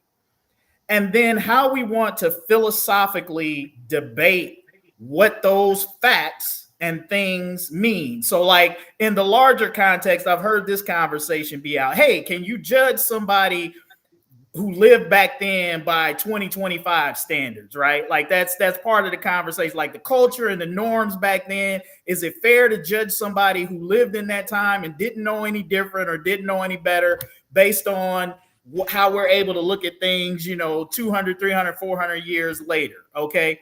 That is a great debate for a college philosophy class. In fact, many of the philosophical debates and conversations that I had in college surrounded that type of thing. And I think really good teachers who are teaching factual history have those types of challenging questions that challenge students and force them to think about and wrestle with the history. Now, should those philosophical opinions or debates be a part of what we teach as fact? I mean, that you can debate that, and maybe that's what sometimes I hear that's what some people are saying is like, well, there are judgments being made about white people that are showing up in history books that don't belong in there, and that sort of thing. I think like if you want to give these folks the benefit of the doubt and try to listen to beyond what a Jillian Michaels or some of these folks are saying, some of that is at the heart of it. Now you can, evaluate their motives however you want to, but I'm listening for the talking points and the points that they're trying to articulate as to why they have some objections to the way that some of these things, history has been wokeified to a degree. Here's what I really respect. One of the few things I respect about a guy named Tariq Nasheed. He does many things, influencer, but he's also a film, I guess a director. But he has a series called Hidden Colors. What I like about it is he didn't just sit around complaining what other people aren't doing. He went and created what he wanted to see. So I say the same thing about anybody else. If you feel like the Smithsonian or the library or whoever else is not telling the full history, then get to work and create it. Go create it then. Go create your own museum or start an Instagram page. I know plenty of pages that do that. And then you tell, as a creator, the story that you want people to know. But what I don't think you should do is criticize other people. So if the Freedom Center, you said people call it the slave cinema. Listen, if they want to have a 100% exhibit about the horrors of slavery, so what? That's what they're doing. Either support it or don't support it. If you don't like it and you feel like there's some things left out, go build it. Go build it. But don't complain about what somebody else is building because you don't like it. Go build what you want to see. And I think that does happen. I think the conversation we're having here, though, is about the public spaces, right? Like the Smithsonian, which I think the Freedom Center might actually be. I'm not 100% sure. Not. I looked it up. It's not. They're not. So they're not an extension of that museum network. Okay. But largely those types of places are considered, for lack of a better term, sort of like the national treasure or national example. And I think those have a different place in our society than a museum that you and I might want to do, where we put in there the history that we want to put in there. I think there's an obligation for those types of institutions to tell the truth. Yeah, absolutely. Like, to tell like our national truth, right? So I think people do have a right to complain about those institutions to make sure that they're doing that. And they are. So Donald Trump didn't say that what they're saying is not factual. He just said he didn't like what they focus on. That's something completely different. There's some people that got together and created the Creation Museum down in Kentucky. Great. I may never go to it, or I might. But they created what they wanted to create. So that's what I'm saying. Instead of sitting around complaining about what somebody isn't doing and you don't like, then go create what you want to see. And that goes for Donald. He got all this money. He done made $2.5 billion. Then go create the type of museum that tells the type of history that you want to see. He created True Social. He wanted to have his own social media. He created. Then go create that. But to your point, Kevin, these public spaces like the Smithsonian, which I've never gone before, I'm even more interested in going now. These people collaborate with all types of people in our culture to create something that is based upon authentic history. And if it's ugly and if it's too much for you to chew, then don't bite on it. Don't go to it. But don't ruin it for me because you're too sensitive and fragile to deal with what happened in this country. So going back to Jillian Michaels, she's dead wrong. I don't blame all white people. But if that's how white people look at it, I can't stop you from feeling that way, just like crime in Cincinnati. I personally don't feel unsafe, but somebody else might. But I can't do anything about that. That's the way you feel.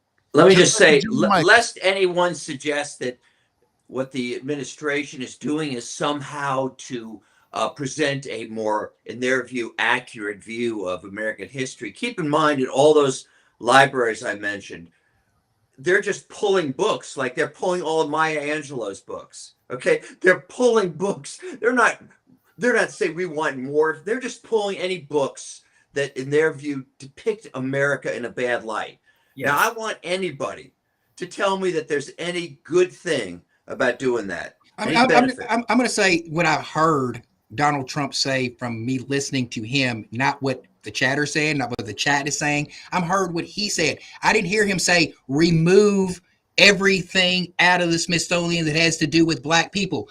I heard him say, I've seen, in paraphrasing, but when I heard him say is there is a heavy emphasis on slavery within the Smithsonian, which is a bigger thing, and he wants to concentrate more on telling a fuller story, not removing. I've not once, only time I hear someone say removing is the dog whistles that I hear amongst people who don't like Donald Trump. I'm not over here like caping for Donald Trump, but whenever he does do something good, I'm going to say, hey, this could be a good thing if there's a larger story that people go into the Smithsonian and all they would have seen is talking about chattel slavery for the majority of the time and then little blurts of Black's excellence afterwards. If we could change that and put chattel slavery as the beginning, but then go to where's what we came through after that and show improvements. And then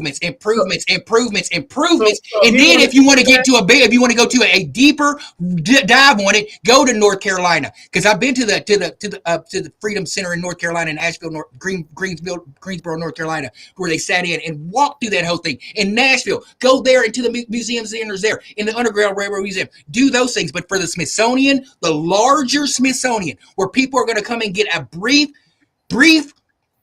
glimpse of the United States history, and when they get to Black people, it's all slavery and nothing else. That's not what it is, Tarris. But that's what I'm hearing. That's what I've heard. Here's what's have you been to the Smithsonian, Tarris? I have not. I've been to the other ones, but I have not been to that one.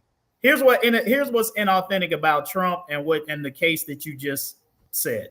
Even if I wanted to believe that there was too much talk about slavery in the Smithsonian and nothing else. If his goal was to tell a fuller story, then you don't take away, you add to.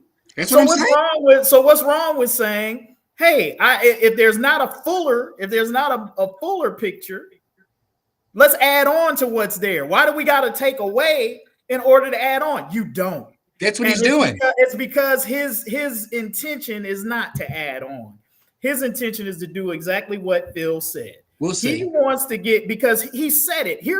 You're focusing on this thing that he said, but you got to focus on what he said within the context of many other things that he said. And Donald Trump's main overarching thing on the campaign trail is we're teaching our kids to hate America. We got to stop teaching our kids to hate America. And from Donald Trump's perspective, teaching about slavery teaches kids to hate America.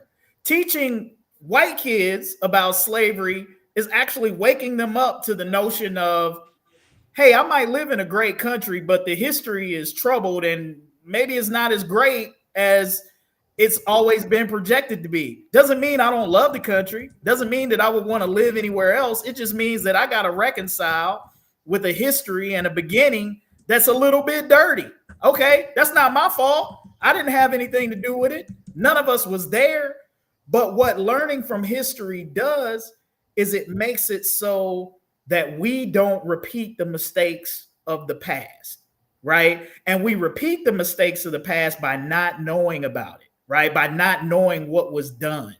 And that is the damage that Donald Trump is doing by removing things. So I don't believe him that he has some sort of benevolent, because I've heard too much of what he said before. And he's caught up in this notion that teaching about anything, critical race theory, slavery, anything, DEI, he wants to get rid of all of this stuff because he feels like it teaches people to hate America and is unfair to white people. And that's what it is at its basis. You could try to clean it up. You could try to make it palatable however you want. But Donald Trump don't hide who he is. He lays it out there. He tells you everything. But it's people like you, Tarris, and others who've supported him who refuse to believe he is who he is, no matter how many times.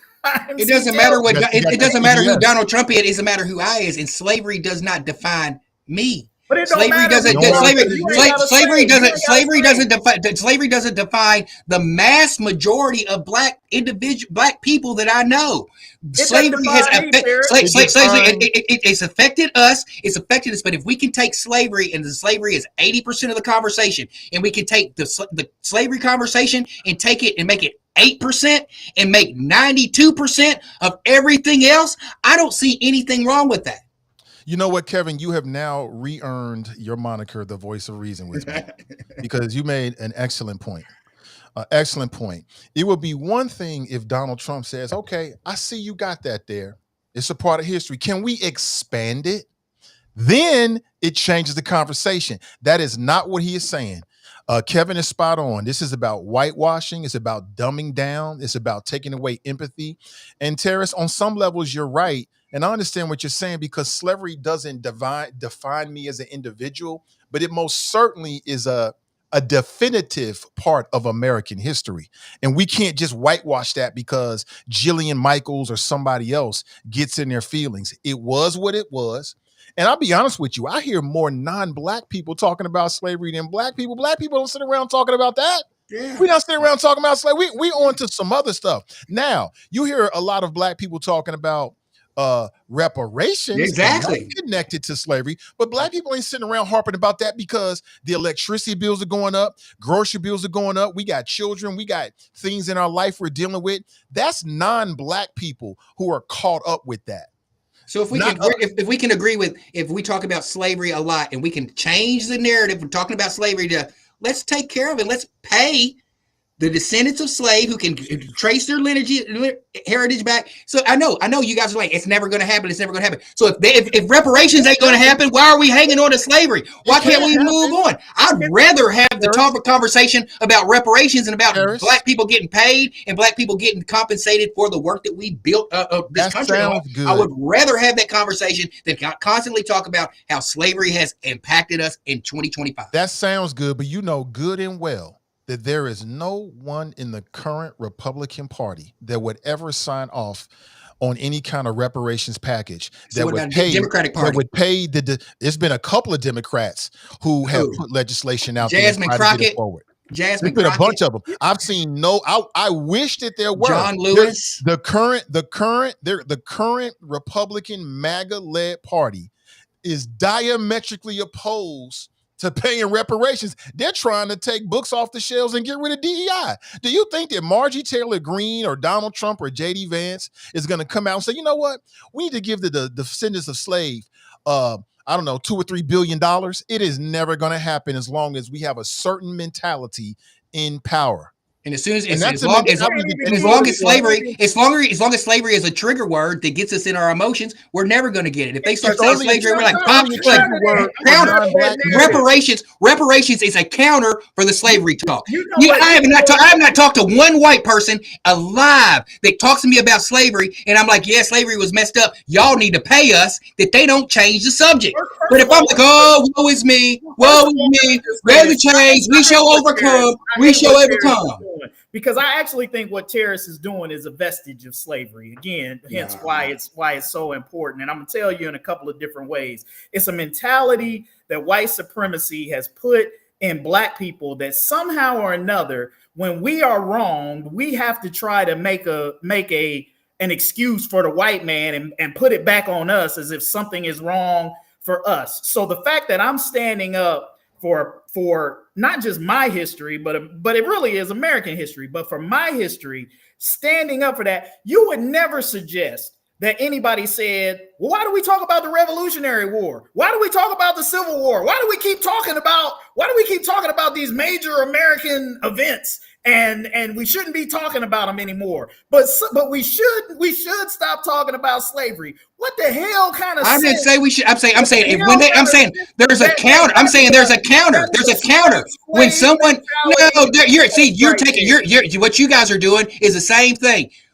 When you start talking about slavery, and I am pro reparations. If you're talking about slavery, let's not just stop at slavery and us being victims of slavery. If we can't move the conversation past slavery and how they're going to repair and give us money or resources to repair our community, then what are we talking about? What are we talking about? People are talking about that. There's a difference between saying people are talking about it and we'll never get it. Just because I don't think we'll ever get reparations doesn't mean that we shouldn't continue to press and talk about it, because I could be wrong.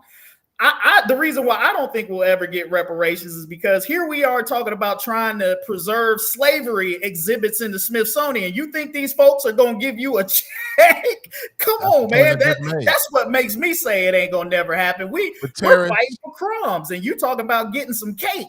You ain't going to get no cake when they don't even want to let you have the crumbs. You can't have it both ways, Tarris. You kind of slightly, and I could be wrong on this, but this is how I see it. On one hand, you agree with the point that Kevin made that basically Black history was whitewashed, and even the horrors of slavery was whitewashed when we was coming up in public education. You agree with that, is correct? Yeah. Okay. So if you agree with that, how could you ever have a problem with the Smithsonian telling the real truth about slavery? That's what I want. Hold on, let me finish. Even though it might be ugly. You can't say they didn't teach us well enough about the horrors of it, but then where there's an exhibit that teaches you about the horrors of it, hey, why we got to focus on it too much? You can't have it both ways. That's why I fall on the side of, if it happened, it happened. Period. Whether it's flattering or unflattering, we learn from it and we move on. So I think all this talk about so much focus on slavery is just an exaggeration. The real plot is to dumb down America so we don't understand what really happened, to take away empathy to try to make it seem like slavery wasn't so bad. And I think there's a very nefarious reason why people are trying to make it seem like slavery is so bad. I think what y'all are missing, you guys are taking my viewpoints out of content. Let me finish. It's not good for you. It's not good for anybody. It's not good for anybody. If it happened, it happened. And if you don't like it and you think that people aren't telling the true history, then do the same thing Tariq Nasheed did and start yourself a documentary series and tell the history that you think should be out there. That's it. My thing is, whenever we talk about slavery, the conversation can be moved. The needle can be just not stop at slavery. When you get the opportunity to talk about slavery, you can say, hey, this happened. And this was a catapult to this, which got us to right here, right now. So what are we going to do about right here, right now in 2026? And that's whenever it opened up the opportunity to talk about reparations and repairing our community because of what happened through slavery. I'm not once say anything that slavery, we should get over it. I'm saying we should use the conversation piece to grow from and then get tangibles from it. Well, then tell that to your president. Tell Donald Trump that. Tell him. If the conversation is being had about slavery now and never had before, they just give you a holiday. Oh, we'll give you Juneteenth. Oh, we're grateful. Thank you, Biden. Thank you, Biden. They're talking about these conversations now, so that gives people who are in positions to make conversations like that, to give them opportunities to say, hey, we need to listen. We need to listen. And I do believe that they're going to listen. You guys don't believe that he's going to listen. I do believe he's going to listen. Yeah, I mean, it's a lot of things, ugly things that have happened in American history, world history. There's a lot of things that have happened in terms of U.S. foreign policy over the years. And again, I stand by the same on the same side of it. If it happened, it happened. Period. You know, I don't want to whitewash, sugarcoat anything. It's just like, you know, what's happening in the city in terms of crime. If it happened, it happened. Let's not whitewash it. Let's deal with it. It is what it is and try to move on. And that's it. And I've never seen an American president overtly put this kind of pressure on the Smithsonian, libraries, universities. I don't think it's healthy for any of us. And I think this is worthy of our attention. And I think it's something that we should really pay attention to. I don't think it's good at all. Yeah, I don't disagree with what Tarris says in principle, but I think he's wrong. He's presenting this premise as if in museums or what people are talking about, Black people are talking about, is all about slavery. Everything that you just said, Black people, Black institutions, and museums are doing. They're telling the whole story. They're celebrating other things. Media is telling stories of Black people who have done extraordinary things in spite of the systems trying to hold them back. Those stories and those things, reparations is being talked about. So what I hate is this narrative that you're trying to spin, that somehow or another these things are happening and all Black people are caught up in their emotions over slavery. No, what we are in our emotions about, if anything, is people trying to erase history, because erasure is significant. I mean, look, I'll say this. I don't dwell on slavery. I don't talk about slavery every day. But there is no way you can look at where we are presently in our country. And again, I think I said this earlier, and not see the historic reverberations that are still present to this day, including the bad and poorly taught and inaccurate history that people of color in this country have received. You can't tell me that hasn't been debilitating, setting back, or whatever. Now, as we have always done, in spite of all of those things, we still continue to excel. But my thing is imagine where we could have been, which you brought up Reconstruction. Black people were on that trajectory, right? We was balling. We was doing our thing. And what happened? You had white people in the South who were still mad about slavery. And then they looked around and they like, man, a lot of these Black people was doing better than we are. So what did they do? They came and burned it all down after they managed to get the federal government to return north and leave out of their territories. So what accurate history has taught us as Black people is not that we are lesser than. We're only lesser than when you're going to hold us down. And even when you do that, we still find a way to make it happen, let alone if you get out of our way. If you create an equal system, not only will we overcome, but we will excel. And in some ways, that it will scare folks who have bought into this notion that we are inferior. And that is the battle that you're going on. And Donald Trump is very much a part of that mentality of people who are scared to death and don't want, people who don't look like him to be better, because he doesn't think of it. He doesn't think of himself as equal to that. And that's the challenge. And that's why this matters. Not because we want to dwell on slavery, but what I'm not going to do is let people sit back and act like where we are as a people today is not a direct product of that. Now, that's not an excuse for us not to do well and not to do better, but it is a reason for why we see a lot of what we do see. I've never once said that any of those things that you said. I've never, ever said anything about slavery, except when people start talking about slavery, I move the conversation from slavery to what can we do today to repair what happened in slavery. And when the conversation opens, yeah, we're talking to Donald Trump. I'm not just talking about Donald Trump. I'm talking about to whenever I have time and opportunity to have a conversation with everyday white folks who might not understand the true history of slavery. And because I have an education, I have enough education to articulate it enough to say slavery, Reconstruction, Jim Crow, civil rights, crack era, fatherless homes. That's why we're here right now. I can break them down there and they say, well, how can we fix it? Reparations.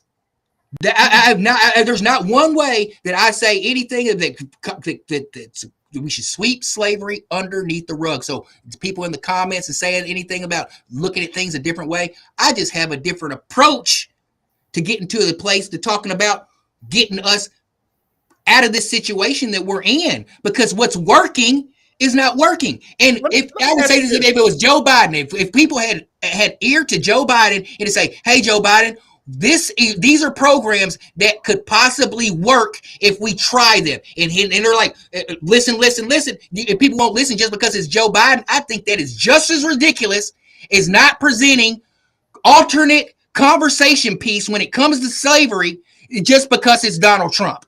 You gotta try it. Tarris, I think you have too good of a heart, brother, because let me just say this. No, I think white people aren't going to do it. That's why I keep talking. I don't think a white person will do would do the right thing. I have not met one white person that does the right thing yet. So we had this conversation. I can't remember whether you were on here, but we had this conversation with Phil on here about reparations, and this is the problem. This is where white people get off the bus that you're driving. They will say slavery was horrible. Jim Crow was horrible. We know you guys were done wrong. Okay. Well, how do we make good on it? Then they get quiet.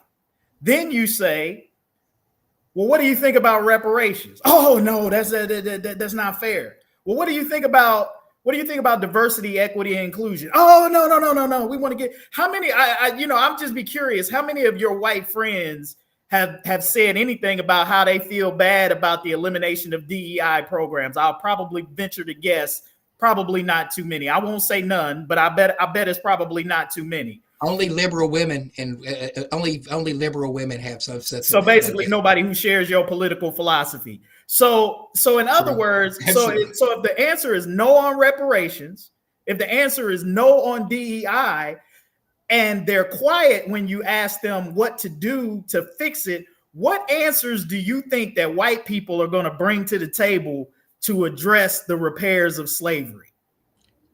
Kevin, zero. I have not met one yet in all my journeys in this world of dealing with white people. I've said that numerous times on this program. And that's a lot of reason why I'm on this program. So I can show white people that we are articulate. We know exactly how to fix our problems in our community. And they don't care. They don't care. We know. Don't care. I know too. But I'm still not going to be the bigger person and to say, hey, I know you don't care. I know you don't care. But every time you want to stop at slavery, I'm going to say, no, let's go further. Let's go deeper. I know they don't care. Like Phil sits up here and I'm not going to say nothing because he can't defend himself, but there's certain situations like with the Stephen Raleigh thing. He said, well, I need more evidence, when clearly with the Holly thing, his decisions was made. That's the majority of people, of Caucasian people who I know and who I deal with. And I'm not just saying this I tell them this to their face. When is one of you guys going to stand up do the right thing? Your parents taught you to do better. That's why I'm like, let's leave these 50, 60-year-old white men and start talking to the 20 and 30 and 40-year-old white men that are going to listen. Because the 50 and 60-year-old white men who I come in contact with, the vast majority of them, I'm talking about 90% of them are cooked. They're racist. They're not going to change. The nepotism is going to continue to go. That's why whenever we talk about slavery, I'm like, I'm not one of them emotional, we shall overcome, going to march on thing. Let's talk about paying cash money, starting programs for reparation, school programs, and then that changes the conversation completely, and you know who you're dealing with. That's all I'm saying. Yeah, it might change the conversation, but we already know who we're dealing with. I mean, because you've seen historically what has happened. Look, this whole rollback of all of the gains that Black people have made under Donald Trump tells you all you need to know about him. He is of that mindset of many white folks in this country who feel like the playing field has been equal. And what they'll do is they'll look at people like you, Tarris, who have your own business, a couple of your own businesses. You hold an elected office. They'll look at Nathan. He's got his own business going on. They'll look at me and they'll see me at the Inquirer, whatever I'm doing. And they'll say, what are you talking about? You Black people are successful. We had a Black president. I don't know what this is that you're talking about, reparations. Why is that even needed? Why is it even needed?